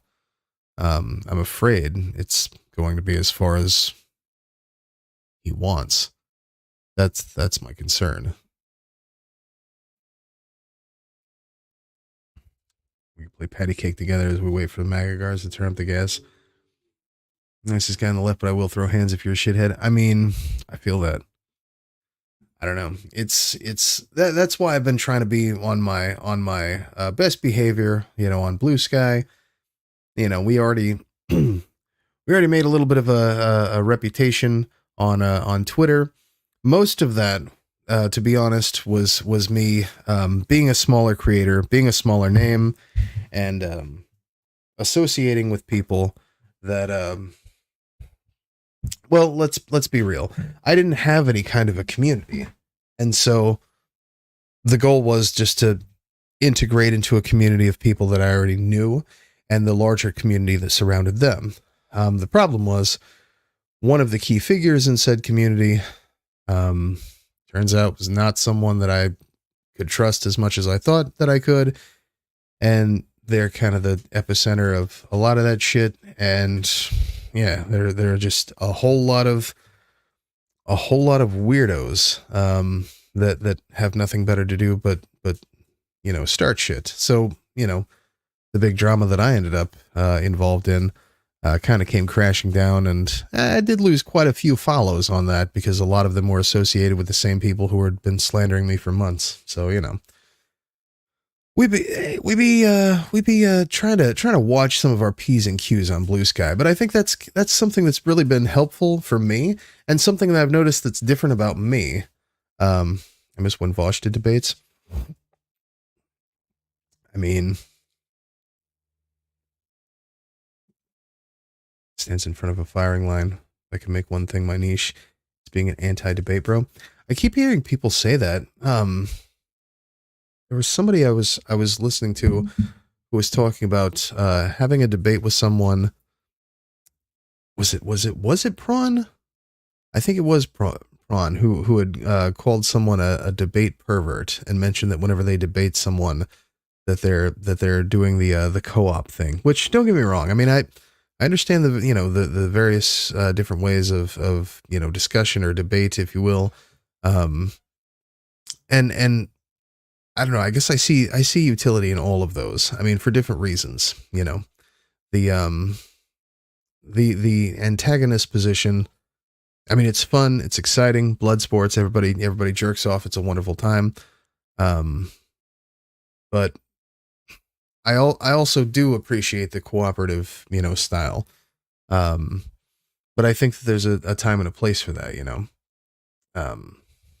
and it really just depends on who it is that you're discussing things with. If you're discussing things with someone that you actually can, change the mind of, then I think that style is perfectly fine. But you've kind of got to know the audience. You've kind of got to know,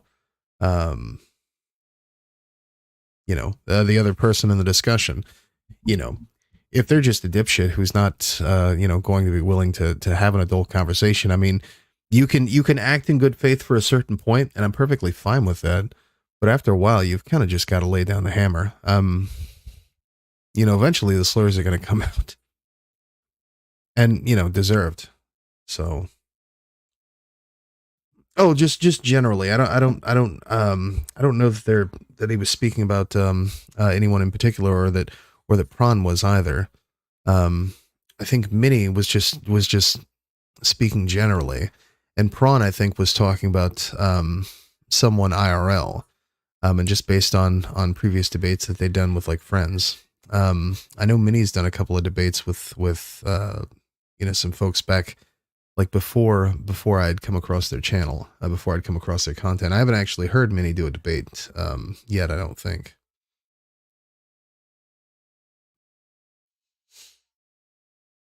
You don't want me channel for debate. If I'm coming to talk to you, I'm coming to call you an idiot, and you're going to sit there and like it. I mean, true. Drama did I miss? Give me a recap, catch up. Who do you fall out with? Oh no, I haven't got any drama with those two. It's just I'm mentioning like the stuff that they had mentioned about having debates with other people.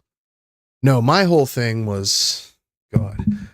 I mean, I've mentioned this before on streams. I don't want to harp onto it a whole bunch, but I had said a thing.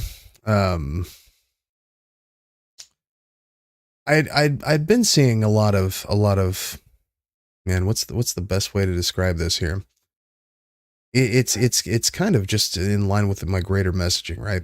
And part of why I wanted to watch this video about 4B, because it kind of goes hand in hand with all this. It's the idea that radical feminism is a shit ideology based on a trauma response. And intersectional feminism is antithetical to anything that radical feminism has to offer, whereas radical feminism is antithetical to the entirety of feminism altogether. Holy shit, can you guys hear that? Give me just a second here. We'll get right back to this.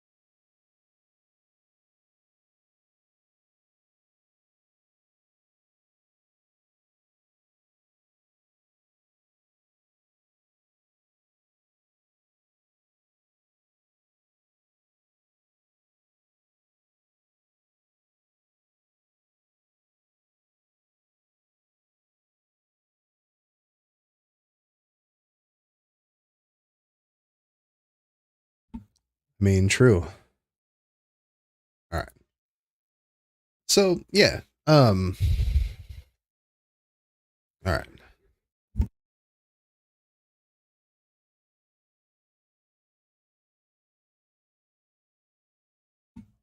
We got a little doggy.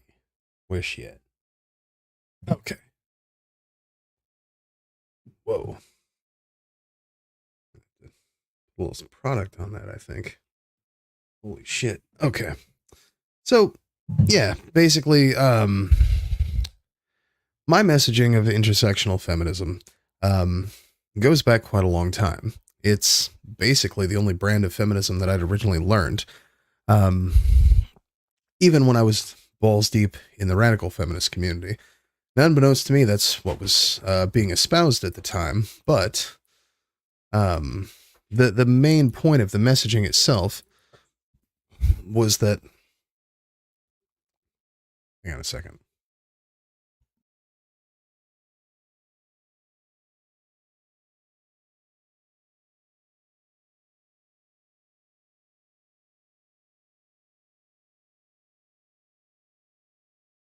Okay, we're not dropping frames here, are we? All right. Anyway. So, yeah. No, basically, I made some comments about a lot of the rhetoric that I'd been seeing that seemed, to me, antithetical to, well, to any sort of intersectionality. And it seemed antithetical toward any sort of benefit of what the ideas were espousing. I can't even remember what the fuck it was all about. It had a larger content creator that posted something that seemed kind of cringe to me. One person had commented on something. God, you're asking me about drama that happened like 5-6 months ago at this point. One person had Radfems are more interested in vengeance than justice. I don't take them seriously. I mean, Steamboat, you might actually remember more about this than I do. Someone had commented on something. Then another person had replied to them saying that... So a guy had commented about, oh, that's what it was. So someone had commented something, tweeted something out, a larger content creator. Actually, is a content creator that's not just a larger content creator, but a content creator that's from, like, my circles, right? Like, this wasn't like a political celebrity or a streamer or whatever.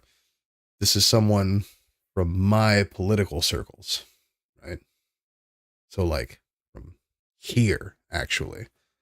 And it was saying something about incels or just you know, misogyny in general. But it was in a very radfemi type way, which I noticed that a lot of these folks, you know, follow they follow a lot of these larger radfem content creators. Now, unbeknownst to them, they may not know that that's what this is, and I don't assume that most people who see this shit online understand or know that that's what that is. I'm sure when they see things like Feminist Next Door, they think, oh, well, you know, she's a feminist, you know, she talks feminist talk, and then just go on about their business. I'm sure that they don't see that and then, like, see the kind of rhetoric that gets posted, see the weird shit that's getting replied to, and see the weird kind of content creators that are following those kind of larger accounts. This is all part of the Clementine Ford spear, right? You know, which is very antithetical to, like, you know, the intersectionality.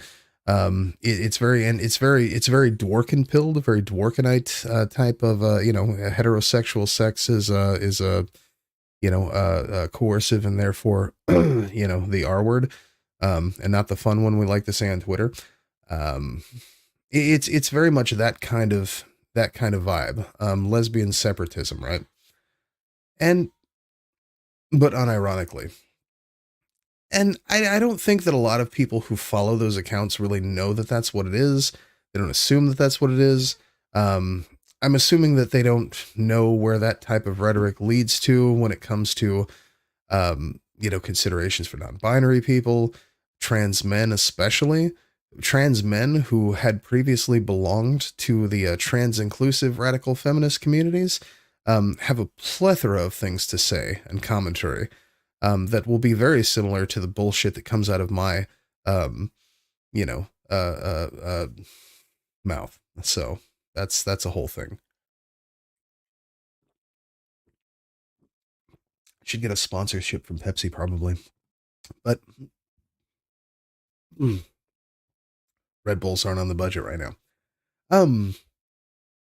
But I just assume that people don't know that that's what this stuff is. I just assume that people don't have a concept of that's where this stuff leads to, right? That's my assumption.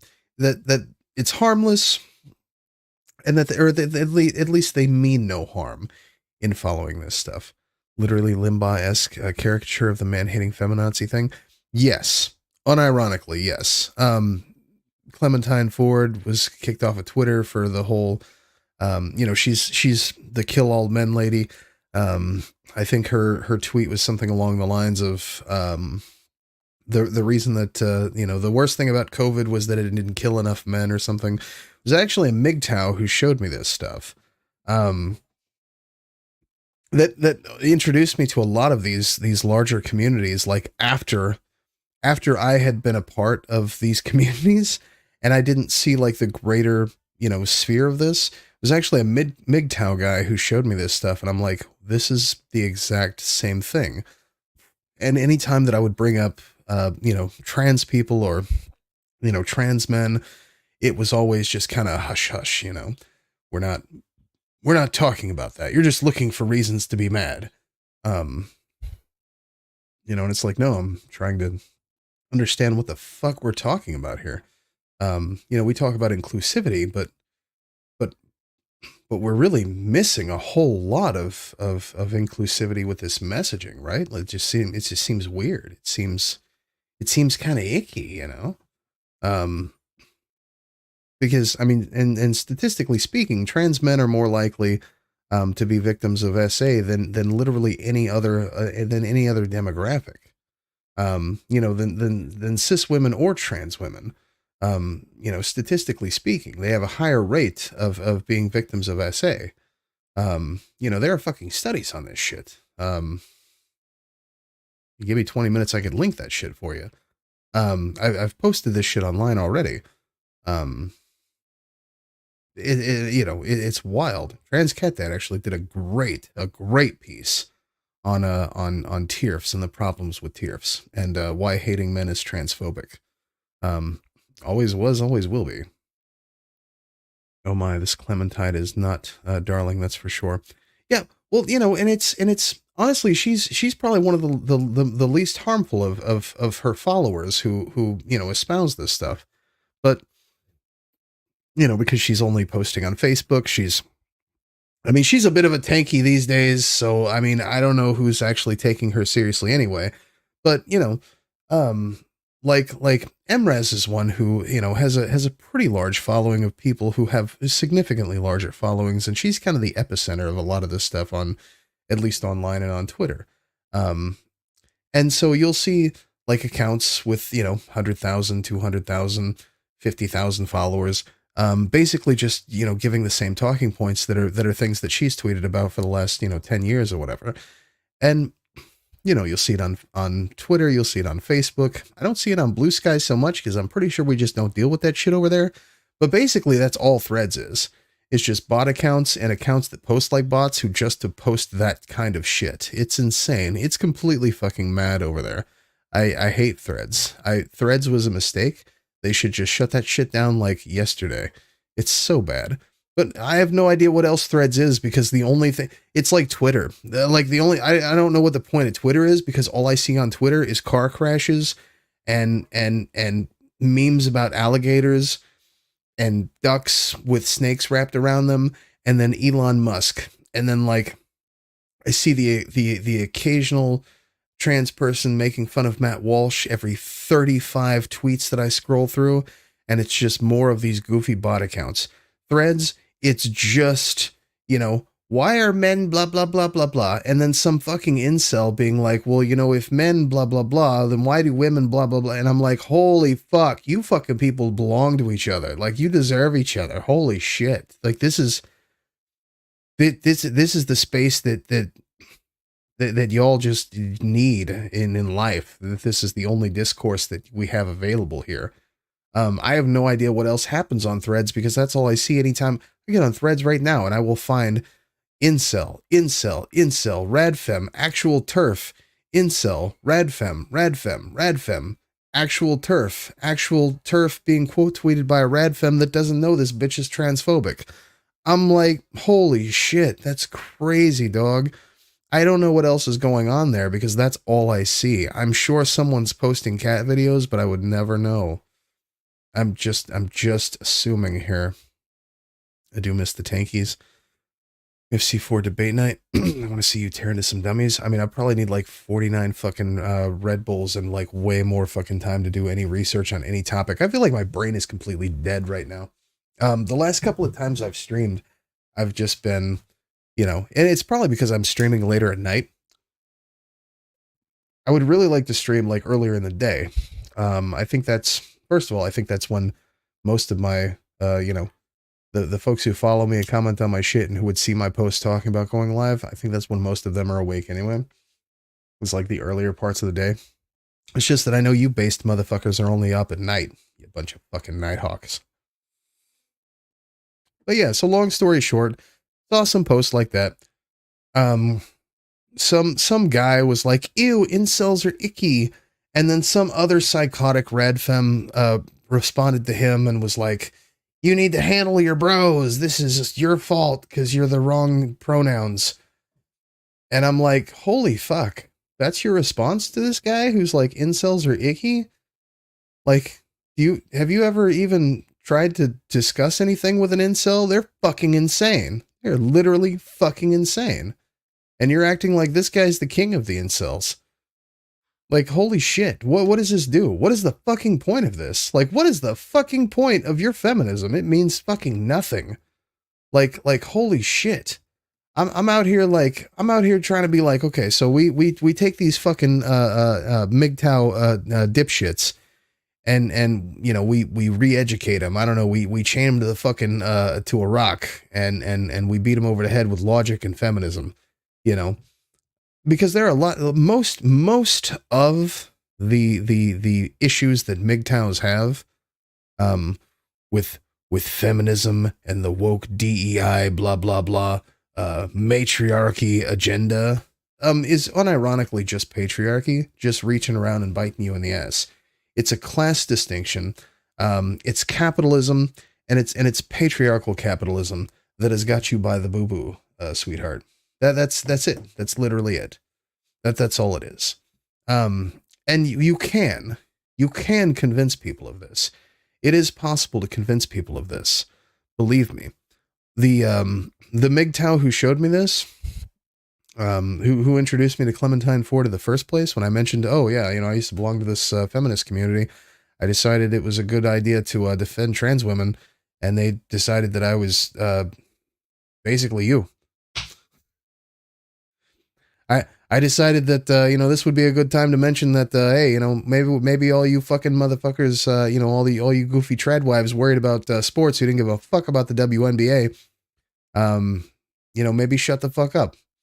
And because of that, they decided I'm you. This guy could be convinced. I swear to God, he could be convinced. I don't know. I think it would take a lot. I think there are people who would take less to convince, to dissuade their positions on their goofy, black-pilled bullshit. But I think that we will never get there. We will never get there by just doing that. By just doing the kill all men thing is never going to dissuade anyone's positions away from that kind of radical misogyny. That kind of insane, just backwards ass, loving the patriarchy while it's oppressing you, and knowing all of the symptoms and attributing that to other people who are oppressed by the same systems. We're never going to reach them by pointing the finger and laughing at them, because they're the wrong, because they're the wrong pronouns, because they're the bad pronouns. That's insane to me. That's absolutely insane to me. And the idea of pointing at someone because of their pronouns anyway, it sounds real familiar, doesn't it? Am I the only one who feels this way?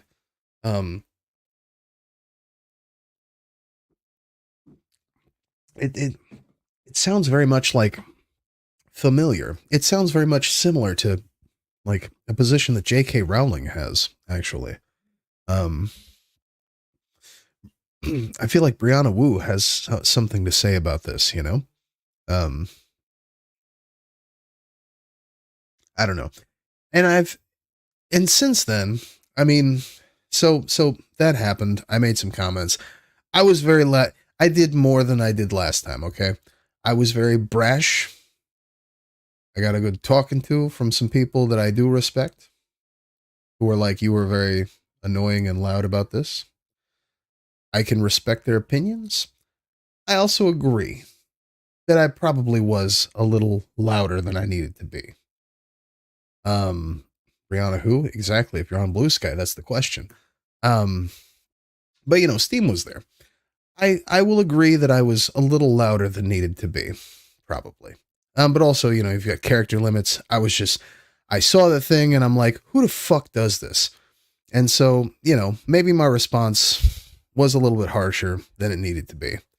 But I got inundated by, would you say thousands? I would say thousands, at least several hundred responses, thread responses of people losing their shit at me, doing all of the things, calling me all of the things. My phone wouldn't stop vibrating for like a day. And eventually, you know, it got to the point where I'm just like, okay, so you can only defend your position so many times before it's just like, okay, so we're going to have a little bit of fun with this. So I had a little bit of fun with this. Steam had a little bit of fun with it, too. Steam probably got a little loud, too. I'm not going to lie. You got a little loud, too. You know, I don't know if you've ever talked about this before on your stream. You got a little loud, too. We both got a little loud that day. We was both being loud. I think. I don't know what you think. Maybe you think what you said was justified. Maybe you think what I said was justified. I wouldn't say that we did anything wrong. We was just maybe a little loud. We was a lot loud. We were very fucking loud that day. But it all started because I got a little too loud. I was a little bit too annoying with my point. My correct point. That's the most important part, though. I was correct. It is antithetical to a movement to be exclusionary, to any sort of movement for liberation of marginalized people. Period. End of story. There's no debating this. There's no argument for this.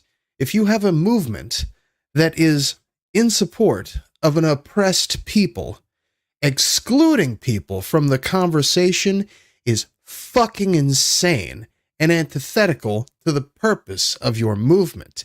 It is not a movement at that point. It is a circle jerk. So, you know. But people, they saw this. They didn't like it. I get that. Some people saw this. They didn't like it. They, you know, voiced their opinion. They're like, hey, you should probably delete this. So, you know, I was like, I don't know if I should delete that because that feels like blah, blah, blah. Phone kept going off for another hour or two the next day. I'm like, you know, I'm going to go ahead and delete this. Fuck it. So I deleted the tweet or my response. And I'm like, hey, so I deleted the tweet. You know, I seem to have offended people that I didn't want to offend. You know, may have took the wrong way.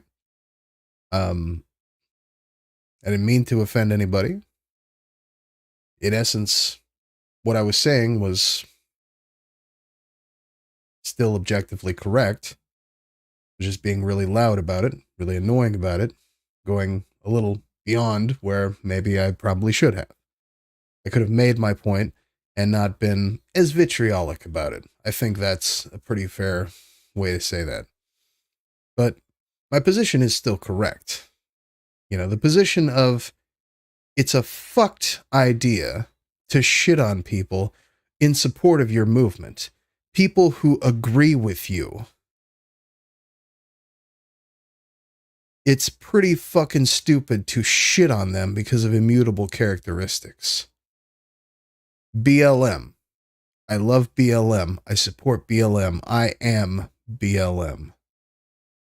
Hispanic guy comes off the street and he's like, hey, I love BLM. BLM is great. And I'm like, all the slurs. Right?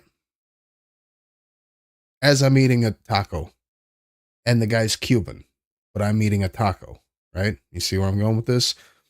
Like, that's not good. That's not good. That's not how it works. Okay? Just to make sure that I'm not like totally being a pussy about this, just in case anybody does see this shit and they're like, I can't believe he's defending himself on this shit. That's wrong. Okay? It's just wrong. You can't just like take people who support your shit and be like, you know what? You're the wrong thing. You're the bad thing. And so that makes you a problem because you exist and you're the thing, you know. And what drives this sort of ideology, I mean, it actually does go all the way back to Dworkin. It's just a trauma response. It is unironically just a trauma response to an insane amount of trauma. And I'm not trying to downplay on Dworkin's trauma, but I am going to say that somebody who had a life, that woman had a life of abuse, the worst kind of abuse, her entire fucking life. And she came out with the most horrific, hateful, fucking bigoted ideology possible in the name of something that should have been wonderful and something that should have been liberating.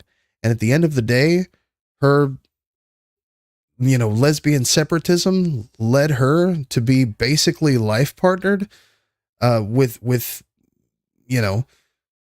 a guy.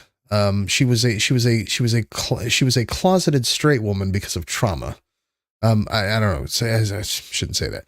She was a closeted, at least bisexual woman or pansexual woman, because of trauma, who spent her life with a life partner, with a gay man. You know, that's the story of the lesbian separatists, right? It's of every kind, of every, you know, and that's cis or trans, from my experience, it's just a trauma response to an insane amount of pain, and a way to scapegoat that and to weaponize that outward. No, fuck that. It's okay to be intellectually violent towards dumb motherfuckers. All I do is be brash and loud and annoying. I mean, I'm not going to say that I wasn't thinking of you the entire fucking time. I'm not going to lie. I often, when I start shit, I think, what would Mount Ursa say about this? If she was on Twitter right now or reading my tweets. I'm not going to lie. I do. I got no qualms with being loud. When you're correct, do not let anybody tell you you're being too loud. Stab them in the throat. And we'll see who being quiet. I mean, I sat here in chat and called you a nip while eating Chinese food. I mean, true. But, I mean, that's the thing. Like, I didn't actually mean to offend anybody. People got offended. People got mad. I deleted the tweet.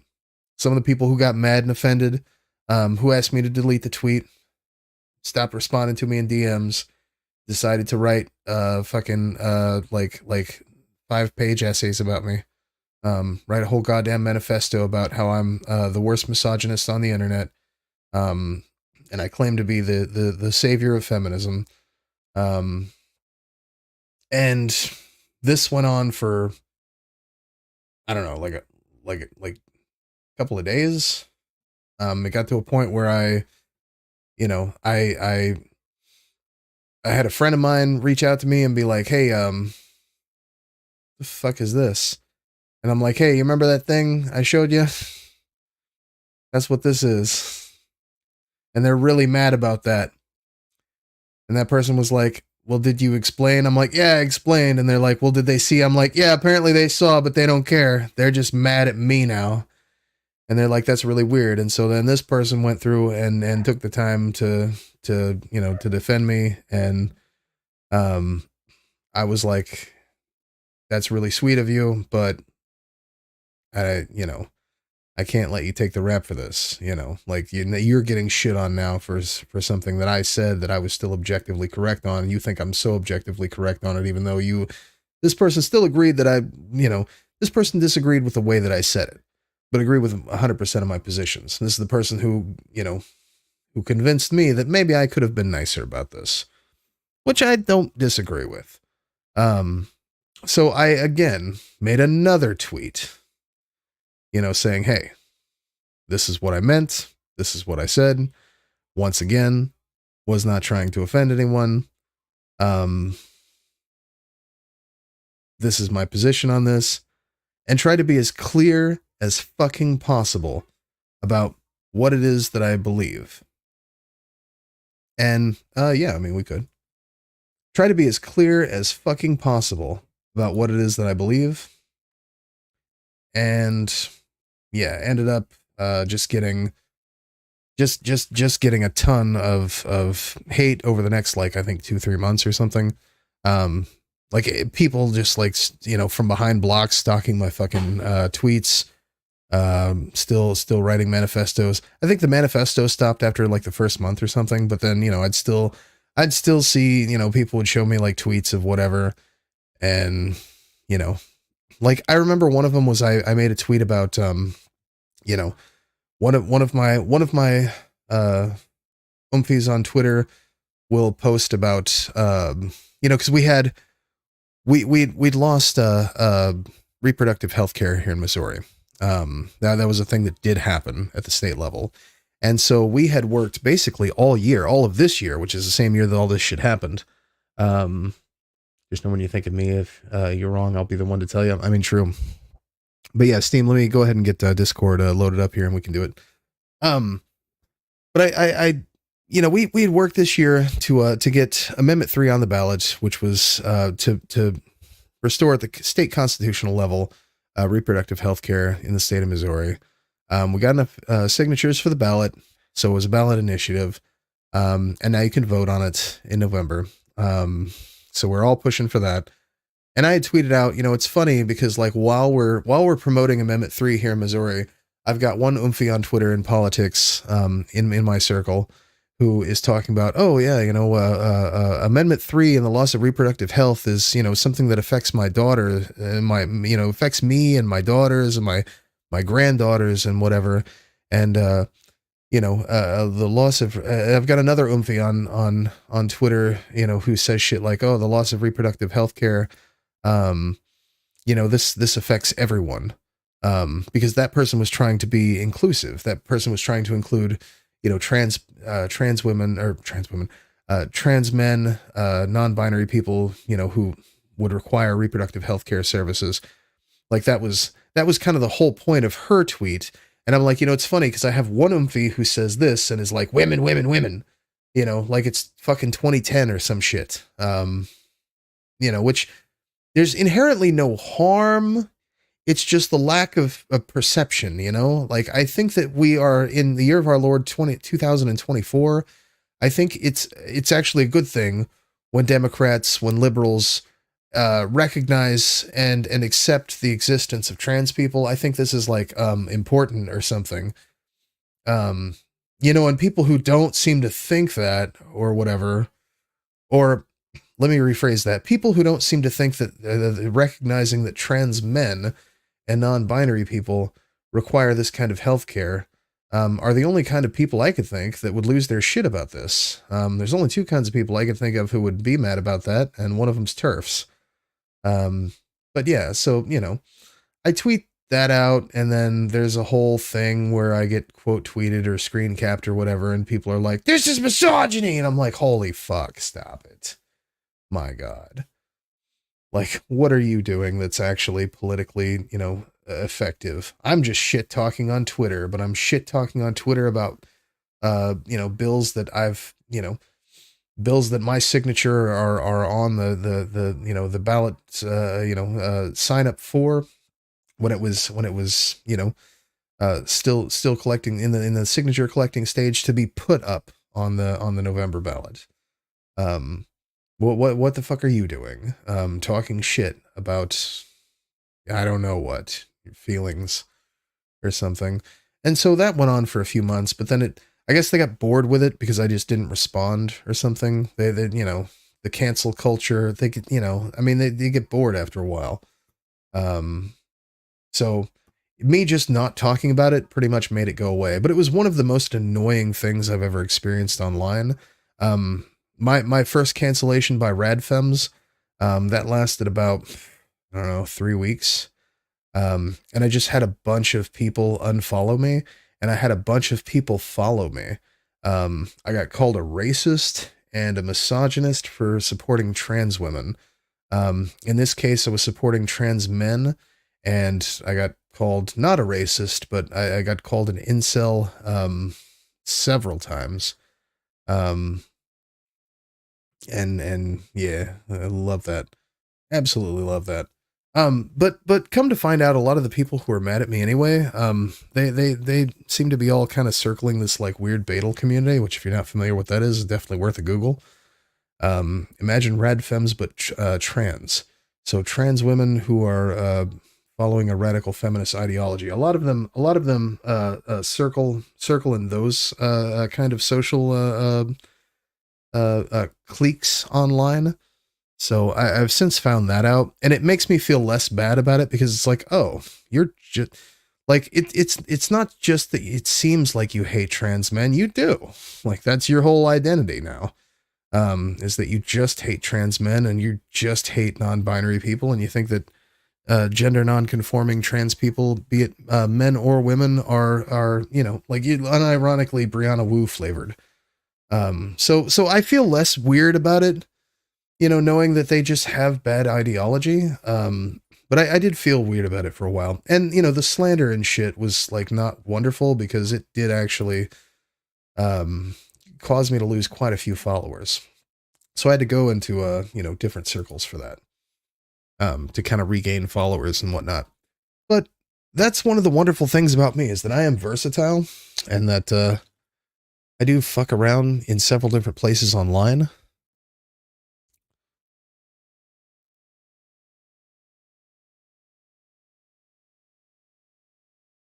And because of that, I am virtually, because of all the times that I've been canceled before, I am now virtually uncancelable.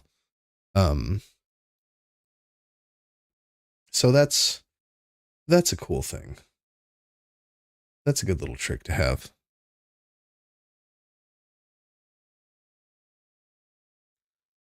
All right.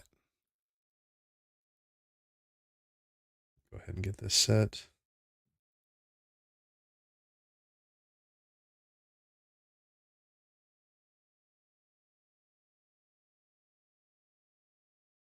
Let's see. Here.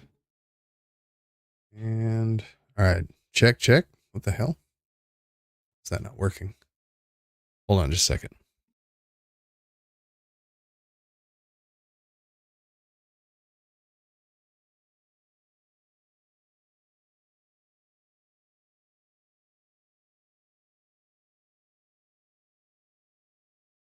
All right. Give me just a second here.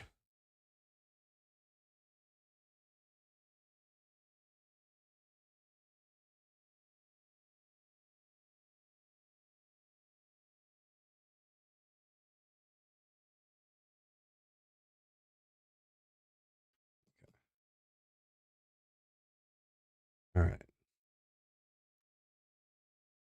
Let's see.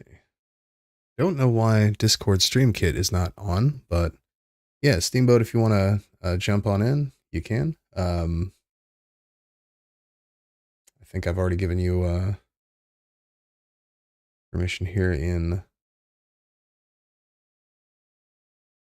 I think.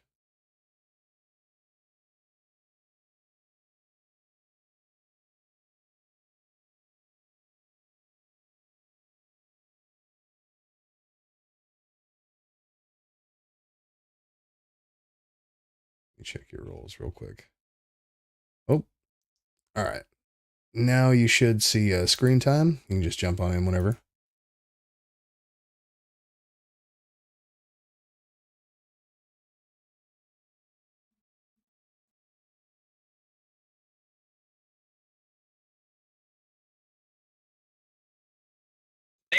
Yo. Hear me? Yeah, you were really fucking loud there for a second. How you doing, buddy? I'm all right. I'm a little tired, but I'll get over it. Feel you there. So I remember the spat that we were so when I found what was happening, I was like at work, and it was like hour 13 out of what would have been a 15-hour day. So I'm pretty zonked, and I'm watching all of this unfold, and I'm just like, I'm kind of the same way as you. Like I'm just a big dumb guy. Like, why would you have a movement that wants equity? Exactly, their deal is, because when I found this stuff, I was really tired and just looking at, potentially picking a fight on the Nazi app. I just when I was just like, I don't even know who you are. Like, I had no idea who these people were, and they were, it was almost like I literally spat in the face of the Pope. When I said that, I'm just like, I don't know who the hell any of you are. You're just, names, and you're just a bunch of text behind ones and zeros. Right. Like, what are we doing here besides just talking shit? I mean, they were very mad. That's certain. Like, I think that's the thing. You just kind of came out of left field at that time. Like, I think I'd seen you before. Your name seems somehow familiar, but I don't think I'd actually ever really interacted with you, like, at all. And then you just sort of showed up, and I'm just like, "Oh, fuck is this guy?" And then I was like, "Oh, this motherfucker's on my side about some shit. Okay, well, we'll see how long this lasts." And then it was like, this motherfucker's got his balls deep in this shit. I'm like, maybe you should take it easy, buddy. I don't want you, like, I don't know you, but I don't want you getting, like, I don't want you getting a bad rap for this shit. Like, that's the thing. Like, you mentioned seat at the table.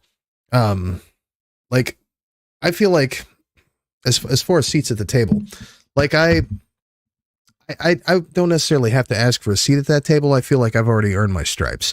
And that in itself, maybe that's where I make the mistake with a lot of these folks, is that they don't see that, or they don't get it, or they don't understand why.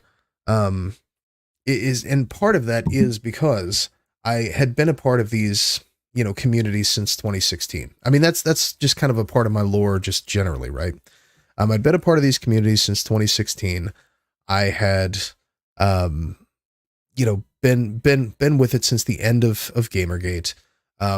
Once a lot of that rhetoric, it came, and I was like, man, I don't know, this stuff kind of feels a little bit iffy to me, but I'm going to run with it, because I've always kind of, I mean, I don't know, like growing up, the default was feminism.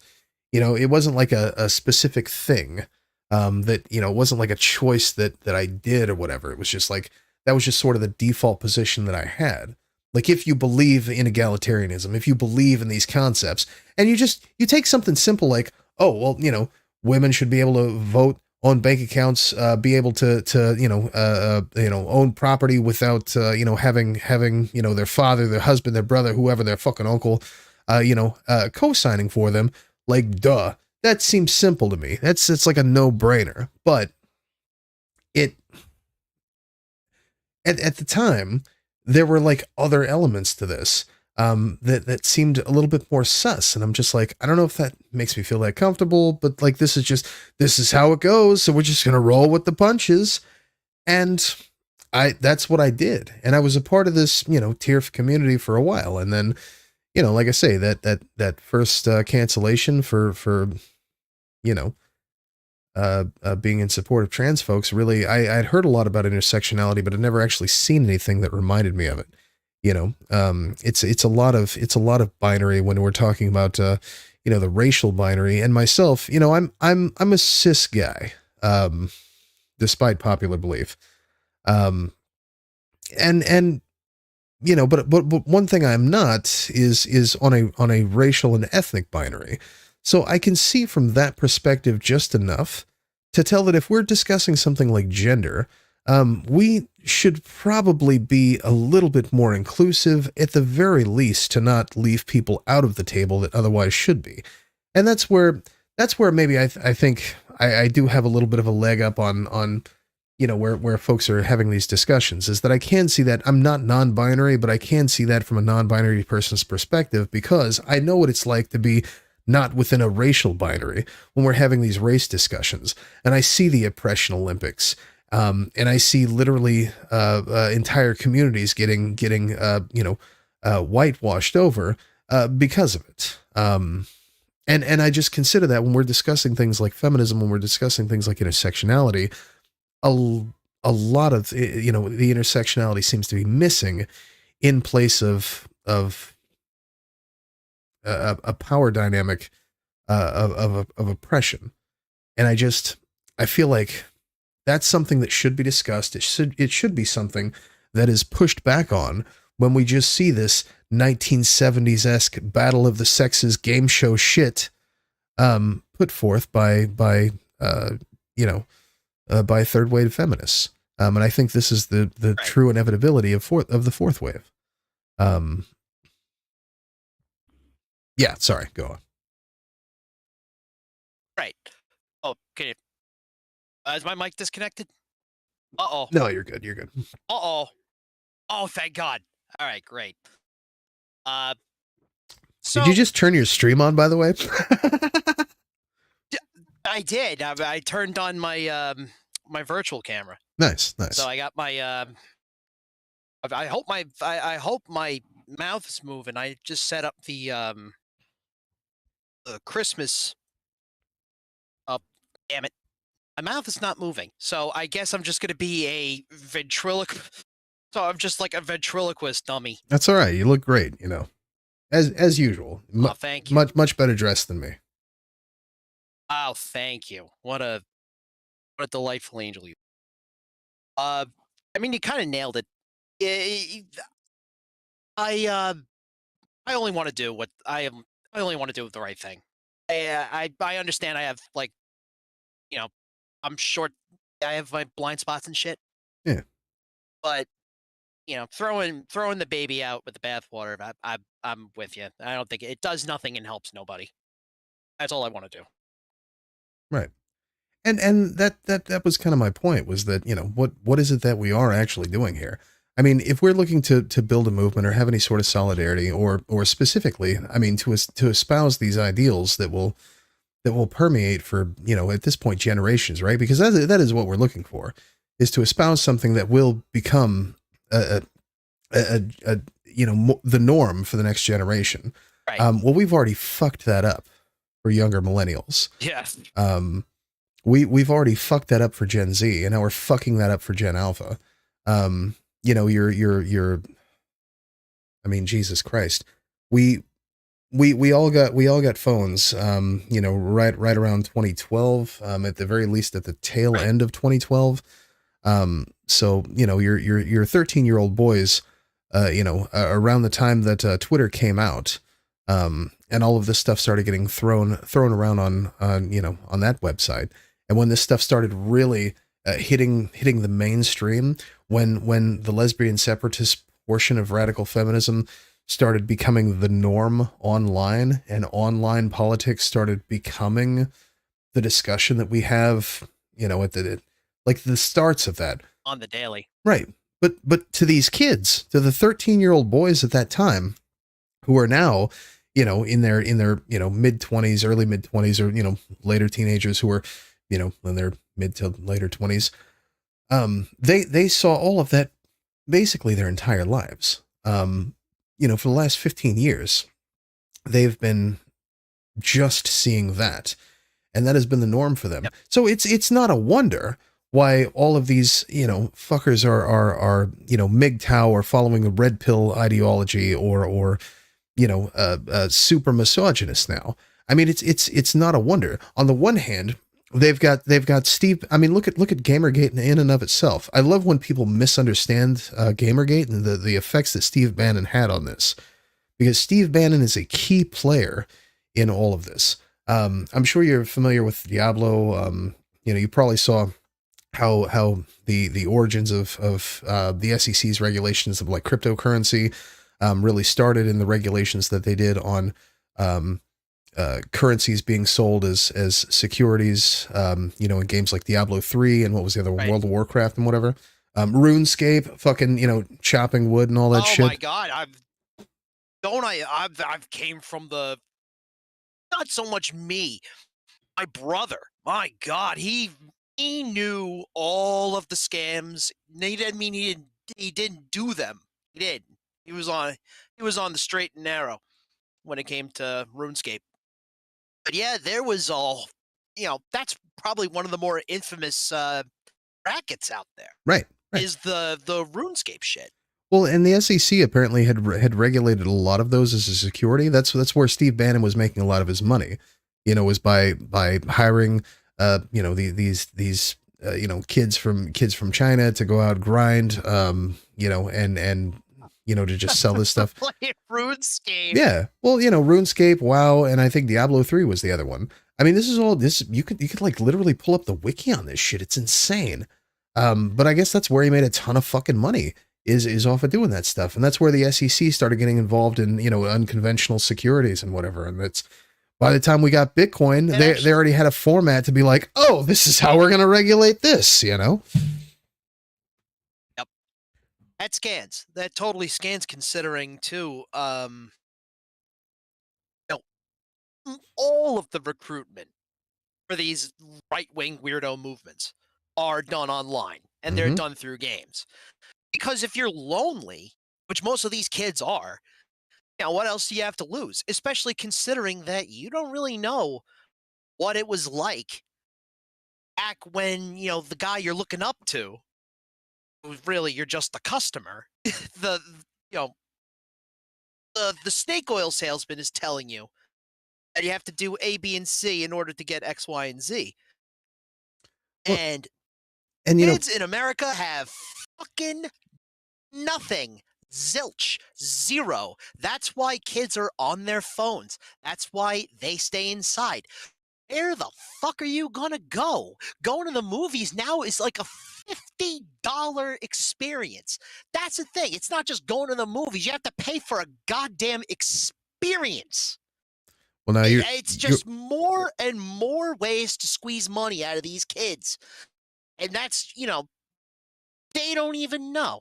They don't even realize it. It's like what? It's like fucking Coco Melon, whatever the fuck they It's what was that weirdo YouTube channel where like they were trying to?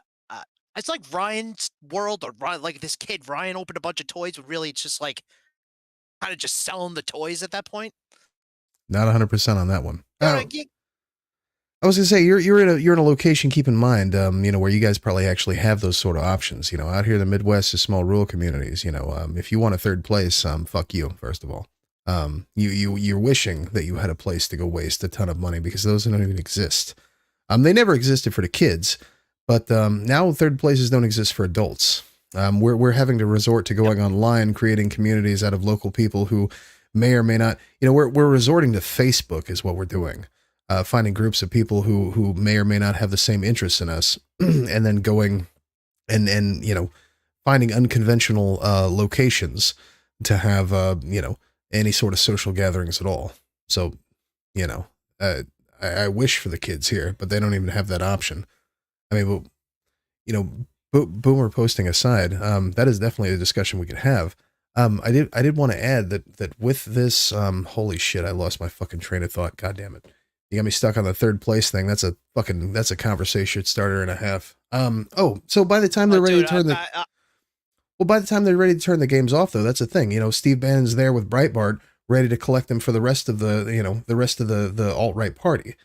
And that's a thing like that, so while we've got these kids who are indoctrinated from an early age, by these same people, by these same mechanisms, by these same systems, if you will, these same millionaire-driven systems, these monetary systems, to push them toward the alt-right and into the open arms. Where are we at on the left? Where are we at to save these kids, right? Well, we're just been, I mean, I don't want to give TJ so much credit, and I certainly don't want to give all those dipshits from 2010 YouTube so much credit with their anti-feminist shit. But there's a reason that shit was popular. It's because what we did offer at that time and what we continue to offer to this day, this election cycle and the propaganda surrounding it and the bullshit reasons I keep getting canceled anytime I say something about it, is proof that our messaging is shit when it comes to young men. Yep. They wouldn't be able to call it's us also this. the delivery. Yeah, they wouldn't be able to say this shit. They wouldn't be able to make fun of the blue-haired SJW if we weren't so fucking loaded to the gills with blue-haired SJWs calling people, the most evil predator available because they have the wrong pronouns in their bio. And these days, with the rise of this Betel community, it doesn't matter if they're cis or trans. If you got the wrong pronouns in bio, you're out, man. It's a new way. I think a lot of the blue-haired feminists, that stereotype is just that. I think, people, there's sanctimony on any side of the spectrum. I think messaging absolutely sucks because, I've fallen into that trap too, where it's like I kind of talk to you thinking you already know this shit, or doing the absolute hardest thing to do, which is trying to debate empathy into somebody, right? Which it's frustrating to do because you really can't convince somebody to be good to other people because it's something that's basic, something that everybody should know, but but it's like it's easier to make an enemy. It's easier for there to be like a constant enemy, right? So nothing ever gets solved, and you can continue to lead a conversation. Yeah, I think that's what. I don't know if I was leading on to this earlier or not, but everybody is looking for the take. Yeah, I think somebody, somebody doing these long threads is out there thinking I'm gonna fucking, this is the tweet that's gonna fucking blow me up because I'm right. I know this is right, and everybody is gonna agree with me. And it's not universally beloved, and some people can't handle that, and some people just can't handle being wrong on the internet, but still want to throw hands. You know what I'm saying? Right. No, absolutely. And I wish I could tell you that I knew the solution to debating Empathy into a Democrat voting, anti-Trump MGTOW.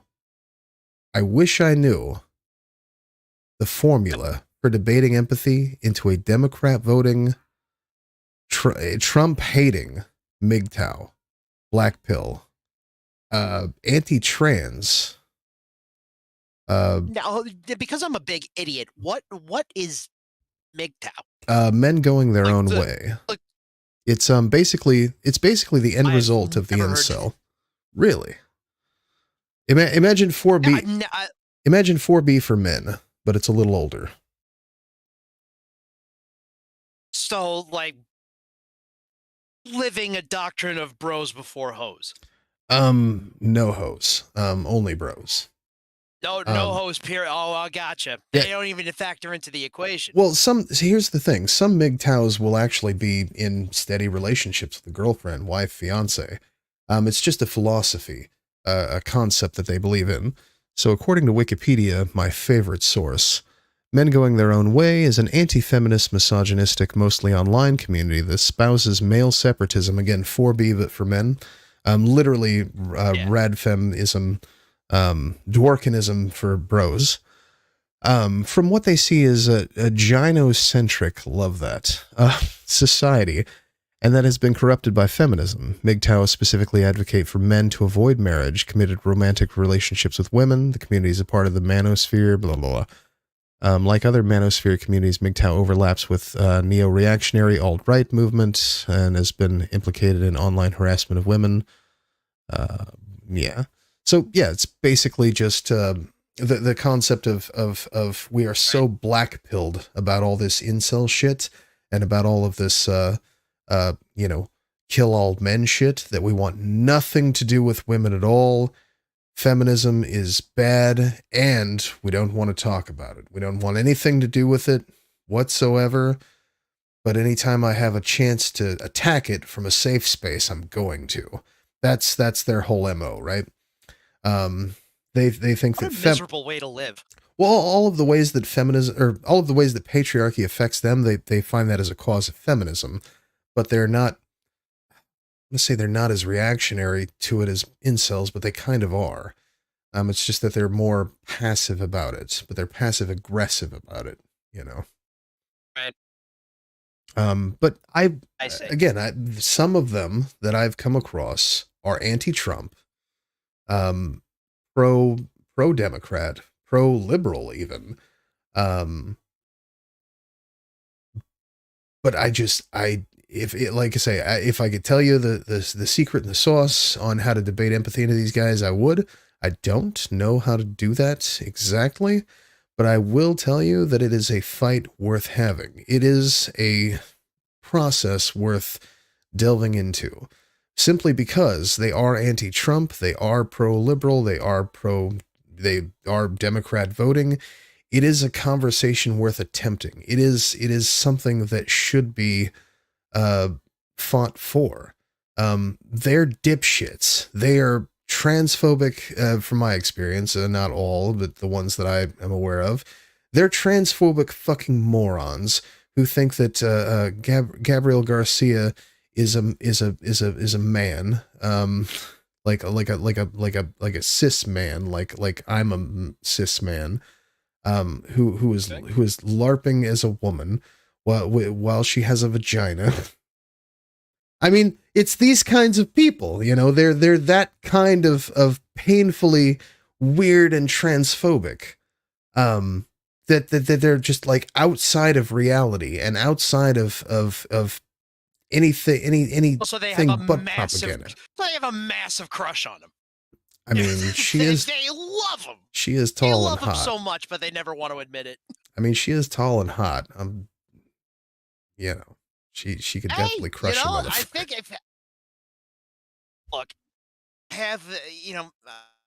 my experience, all of the phobias are just it's suppressed. Oddly enough, I'll say repressed passion. Because what's the opposite of love? Indifference. Yeah. It's not hate. Because indifference, there's a lack of passion. You know how Democrats hate Palestine? They don't have to say we hate Palestine. The indifference towards the plight, the actual humanitarian crises that people pretend to care about. These people specifically pretend to care about. And it's just some of them are going to vote for Trump because the groceries are getting more expensive. So again, you can't really. I don't know where else we can go if someone's human rights meant less to you than getting a fucking bacon, egg, and cheese before work. I lost my train of thought too. I've been doing fucking Christmas cards all day. Because your boy's got no money, and everything is handmade this year. And I was gonna stream today, but I'm also helping my dad redo the basement. I was over at my parents' place for the holidays. Nice. And my dad retired. He's my dad's retired. He's getting in his 70s. The man can't bend down anymore. And also, my mom likes to decorate. What I mean, likes to decorate. The house is you can't. It's like a dead cat without hitting a tree or a snowman or a reindeer. It's awesome. I am my mother's son because I also collect a bunch of knickknacks. Anyway. Yeah, I guess I should ask you what you got going on for the do- holidays there. I mean, I got my little Santa hat. I've got finally dressed for the occasion. I think tomorrow I'm gonna try and stream, me drawing these Christmas cards. If my fucking mouth could work, that would be fantastic. Well, it kind of works. It's going invisible there. Right. But that being said, I've had a very long day. I'm just shooting the shit with a friend. I feel that. Wait, am I the friend, or you got actual company over there, like other humans? I'm talking to you, aren't I? Yeah, that's fair. That's fair. Well, you might be talking to yourself for just a second. Give me just a second. I'm gonna take off for like 35 seconds. So keep Mata Ursa busy. And I sent word out on Blue Sky, Sure. so we might have some more guests. Well, not more guests, but more attention here. Oh, fantastic. Well, don't mind me. I'm try and get my mouth to work. Promote your channel, by the way. My ventriloquism is on point today. But see if I can't try and. Oh, you know what? I'll do what I normally do on my stream. Done. Let's see here.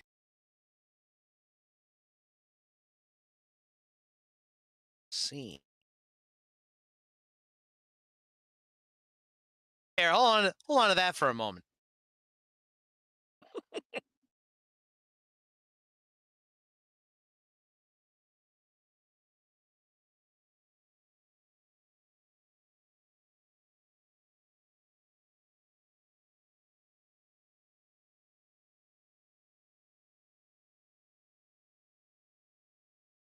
See. Figure out how my fucking mouth works. What the hell? I have like everything set up. Like everything's on. But for whatever reason, it just like the mouth just won't move.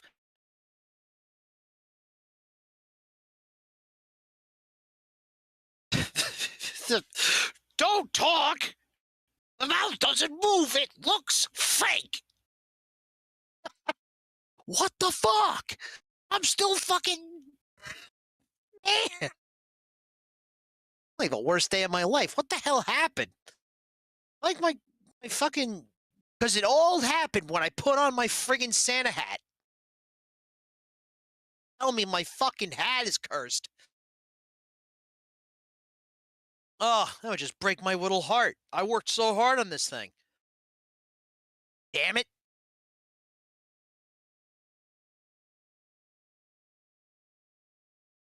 See, what the hell? So I'm opening up. I'm opening up Photoshop, and that's really not good. That is still trying to open. My computer is slow as hell. Uh-oh. It'd be like that sometimes. Yeah, you know why I don't stream? Man, this is why I don't stream in December. Yeah. I took December off last year because everything was just so friggin' crazy. Because it's not only Christmas, but it's my fucking brother's birthday, and then my sister's birthday, and then my dad's birthday. All in like fucking same 3 months. It's wild.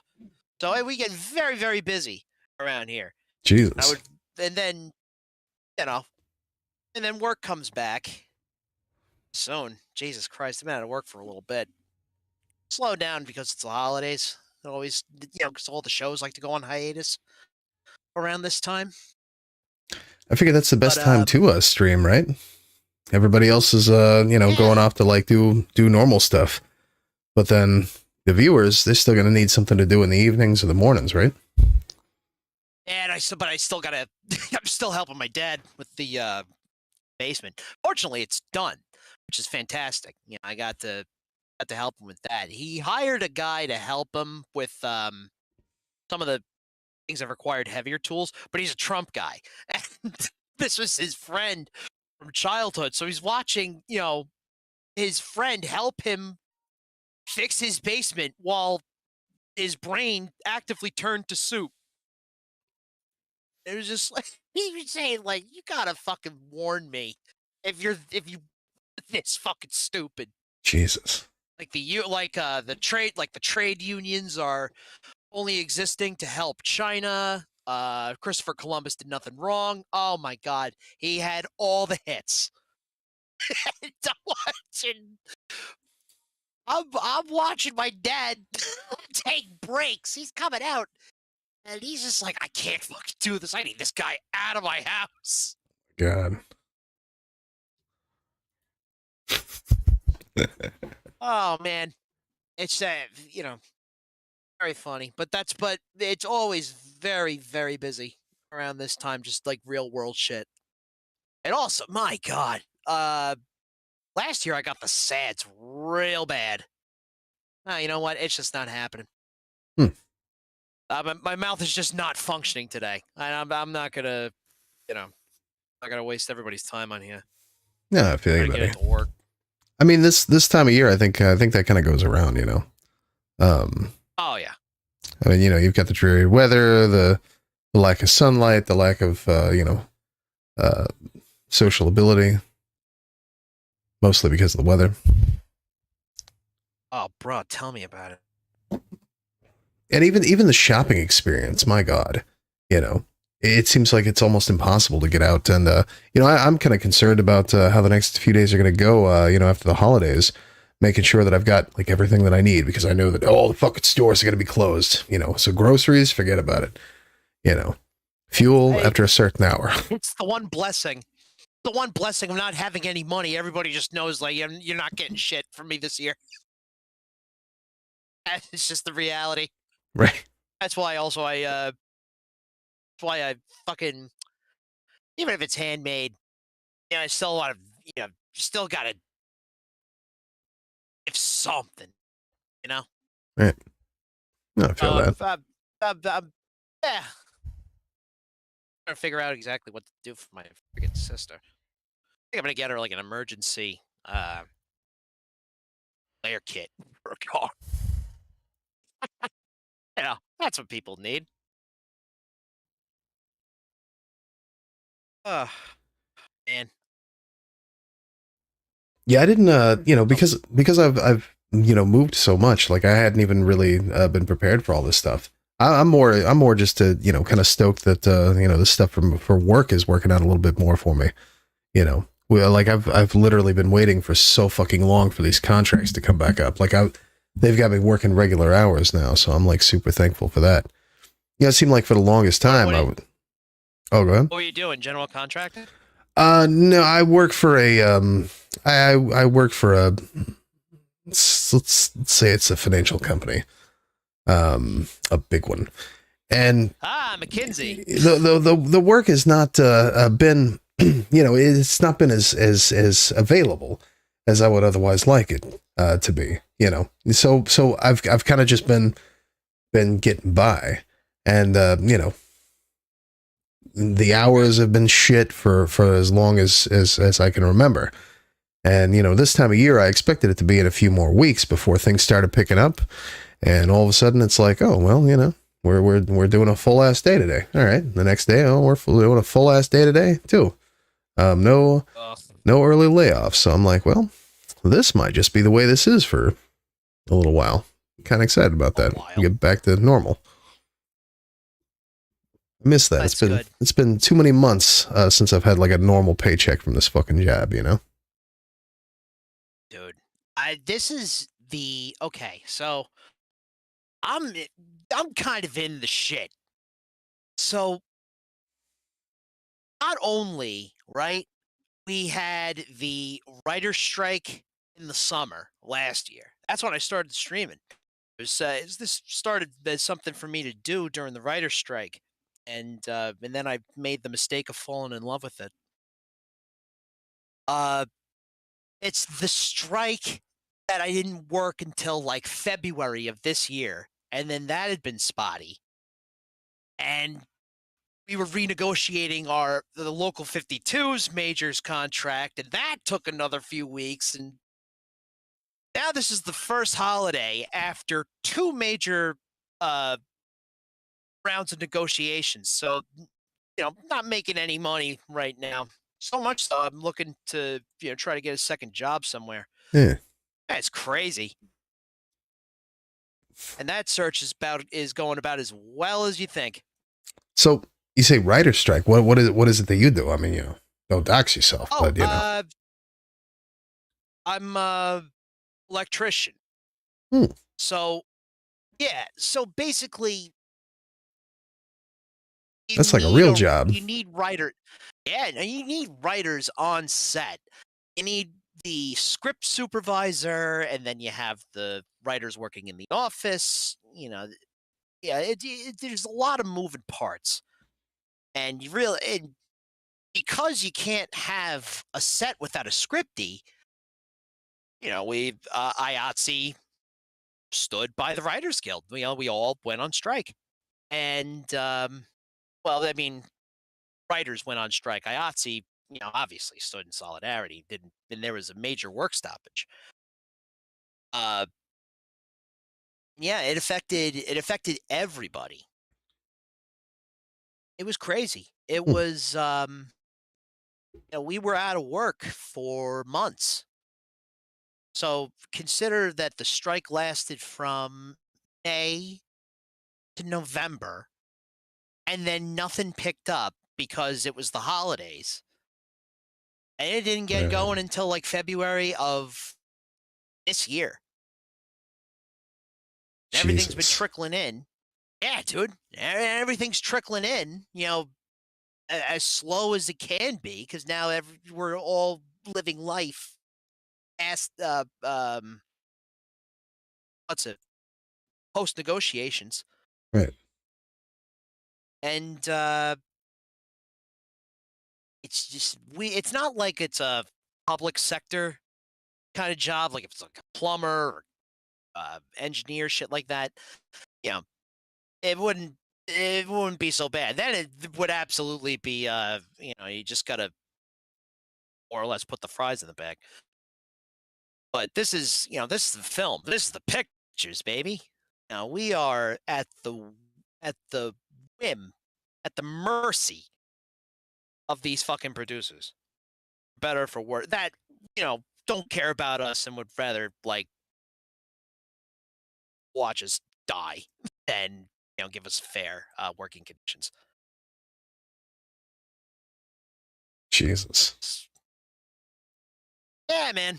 That's Hollywood, baby. That's life's in the pictures. So for some reason, I thought you was on the East Coast there. Yeah, I am. I'm in New York. Oh, okay. Yeah, it's just what I mean, like Hollywood. I mean, just like the machine, the machine that is Hollywood. That's interesting though. So you'd like working on set, trying to imagine like what you do in like a, you say working as an electrician. I'm trying to imagine like what you do on like the daily. So it depends on the day, right? It depends on the day. It depends on the job. There are days where like I'm, I was doing for a couple years. What the hell's it? Base camp generator operator. Basically, just you make sure nothing explodes, and you do like on the fly, quick repairs. But it's a solitary kind of job, but also you're in there for like I have to clock in at like 3 a.m. for a 7 o'clock shoot. It's tough because you're the first there and the last to leave. But it's not like you can. It's not like you could just go. It's not like you could just walk away. You're stuck there. You're stuck there, and you have to you have to be available. Right. I wish it was as glamorous as like I'm following actors around plugging in their microwaves, but that only happens, you know, that only happens every once and every so often. You know what I mean?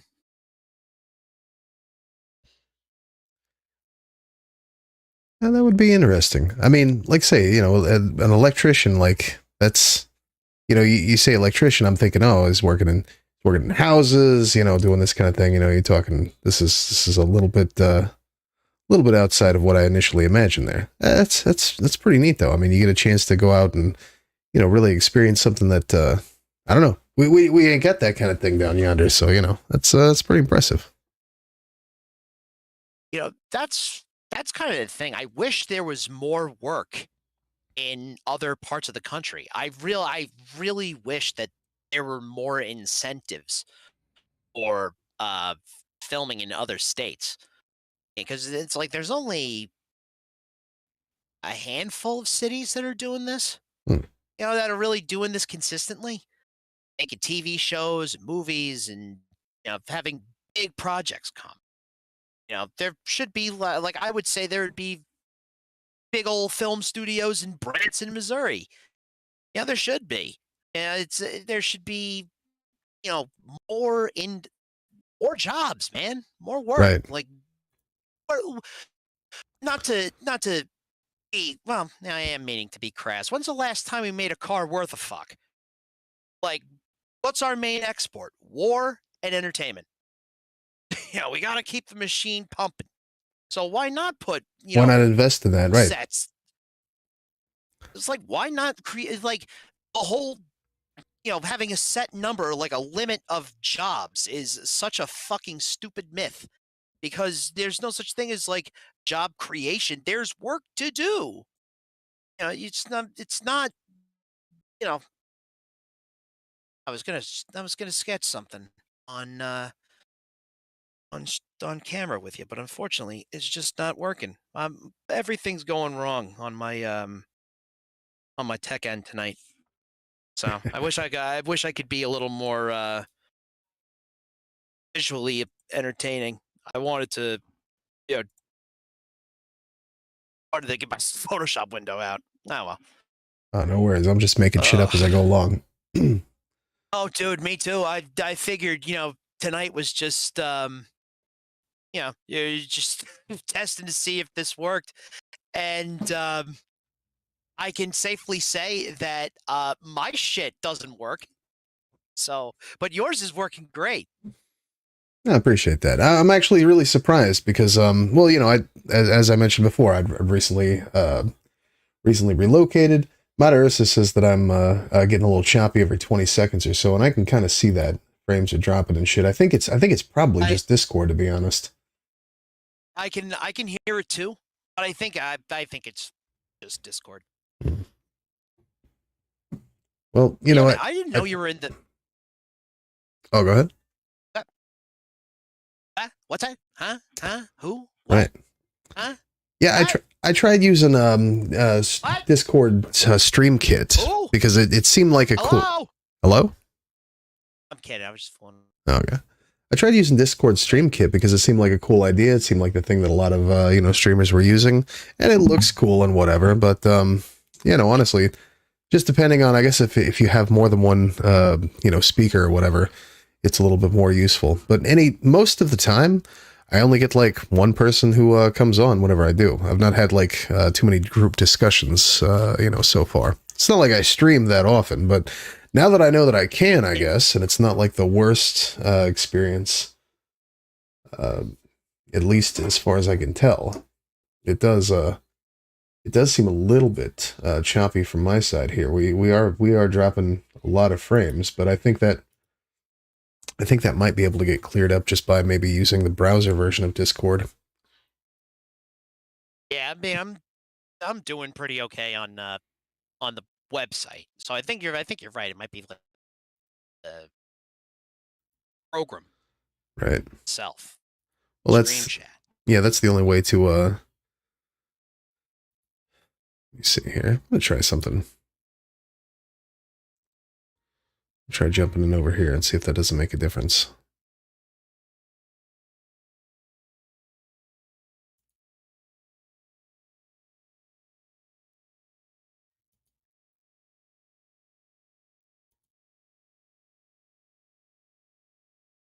All right. Can you hear me now?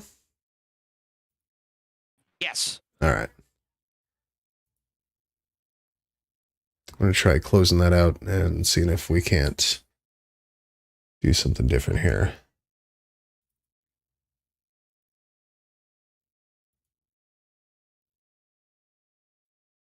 I got my. Finally got this shit to work. So. Of course, my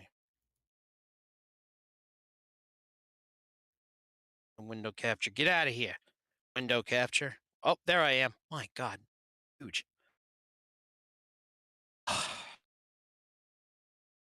Oh, of course I put it in. Uh-oh. Oh, it's all falling apart. It's all going to shit.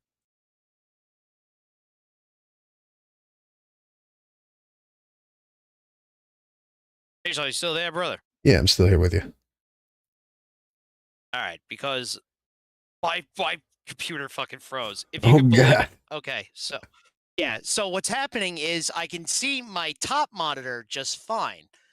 The bottom monitor, however, which is the system that the computer is running, is frozen. So Oh, God.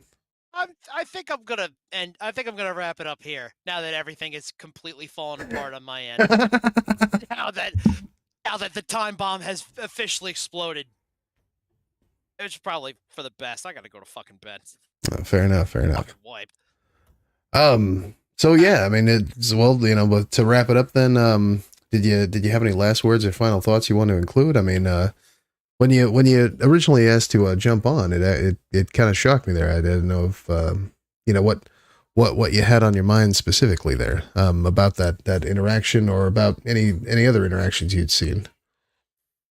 I was just shooting the breeze. I just wanted to chat with a friend today. Yeah, fair enough. Fair enough. Well, you know, you're always welcome on. That's I didn't know that I hadn't given you the screen time permission there. But yeah, so anytime you see me streaming, you know, feel free and jump by. I might start using instead of using Discord, the app, just exclusively using the browser version. It seems significantly easier, and I don't have to deal with all that extra shit. And I can already tell so far it looks like my stream appreciates that, so that's a good thing. Yeah. But yeah, you know, you're always welcome. I think Oh, shucks, golly. I think I may go ahead and raid out. This way I can go and take care of the Yorkie, make sure she gets to go and tinkle, and maybe go grab some grub myself there. Holy shit, I have way too many of these fucking things going on. But yeah, man, So always. I would say 9 out of 10. This worked. A little choppy, but I think it was alright. My end, however, I'd give myself a 2. Just because I'm so good looking. That's fair. And you, again, well dressed. Thank you. I love the hat. You know, I keep seeing people with their PFPs doing the Christmassy thing, and I think, you know, maybe I should have included a little something. Oh my God, it jingles. Oh, wow. Yeah. Yeah, I figured might as well go the full Monty. Right. That's awesome. All right. Good chatting with you, brother. I'll talk to you soon. Hey, you as well. Take care, buddy. Adios. Bye-bye.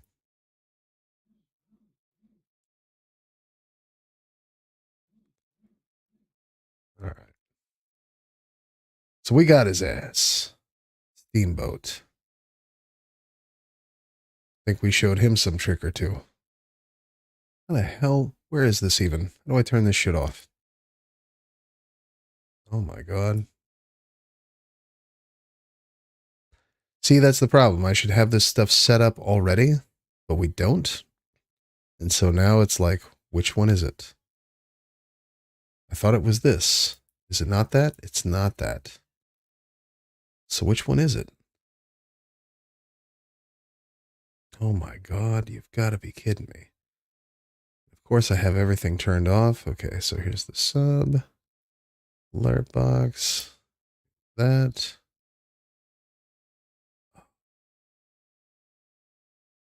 Jesus Christ. All right. Holy shit. It's there too. Oh, I put it below. Okay, so it's below the subs. Nope, that's that one. That's chat.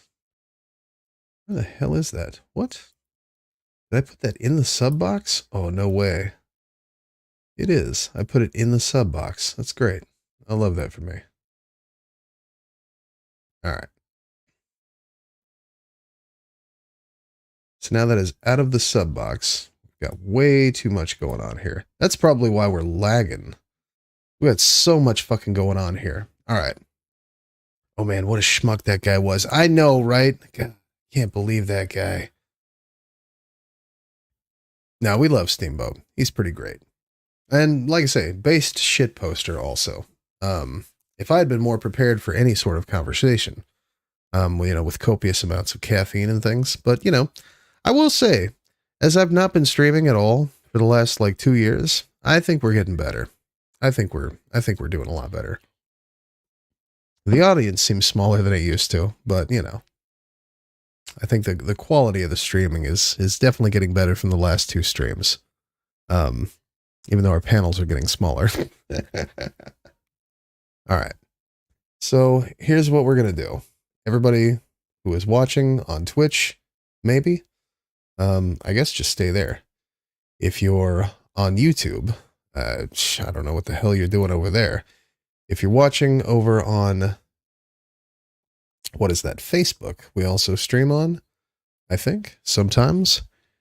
You're going to want to make sure and get your asses over to chainsawccc.com.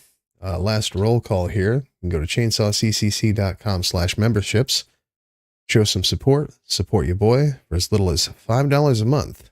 You too can get a nice chat highlight, colored name in chat. Just for as low as $5 per month, you can hook your boy up and represent in CCC. But I think what we're going to do is we are going to go ahead and raid out. Let's see who is on. Who is on?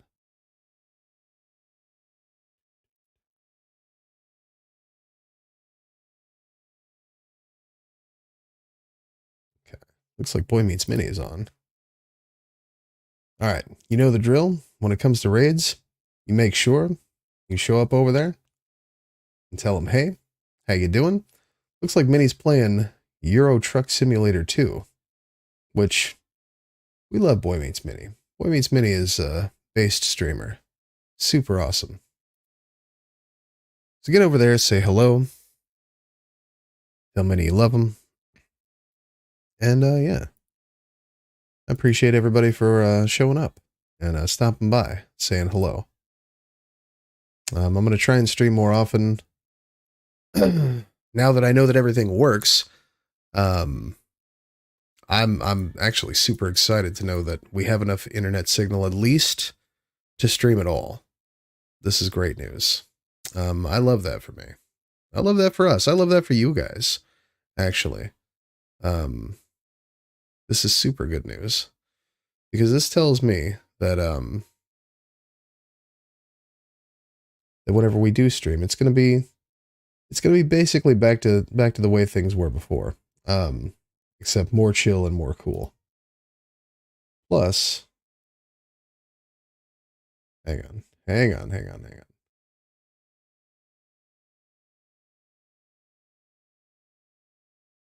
So let's grab that one. I'm going to recode a lot of these, which is okay. All right, so we've got Mini's new button. This should be able and ready to work.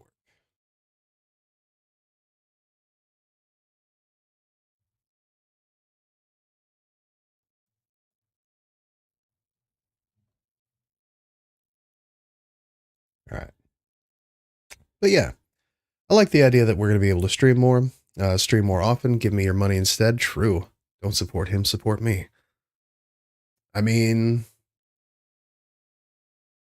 if we get more ad revenue, here's the thing. What I would really like to do, and I think this is kind of like the norm, is that just generally, streamers will pay their teams with ad revenue and then hang on to them subbies. You know, when we get to 500 subscribers on YouTube, we could start throwing ads out for YouTube. You know, short ones, the kind that are skippable but still get paid for it. Love this. Love this concept. Still not monetized on YouTube, which is why we're hosting the YouTube VOD, but also because YouTube is ad-free. Encourages people to not only show up, like the stream, which, by the way, like the stream. If you haven't liked the stream already, what the fuck? Boosts your boy Chainsaw in the algorithm, lets people think that, you know, this is a stream worth watching. But that's the cool thing, though. Just by, you know, getting monetized on YouTube, we're going to be able to generate a little non-intrusive ads over there, which is going to be super good for the channel and, you know, for the future and whatnot. But anyway, so y'all know the drill. If you're on Facebook, if you're on Twitch, I guess hang out if you're on Twitch. If you're on Facebook or YouTube, get your ass over to the website or get your ass over to Twitch, preferably the website. We're going to be raiding out to Boy Meets Mini, who is playing Euro Truck Simulator 2. And yeah. Take care, y'all. Love you. And do not forget to refresh your browsers and make sure you say hello to Boy Meets Mini. We are starting the raid. Refresh them browsers.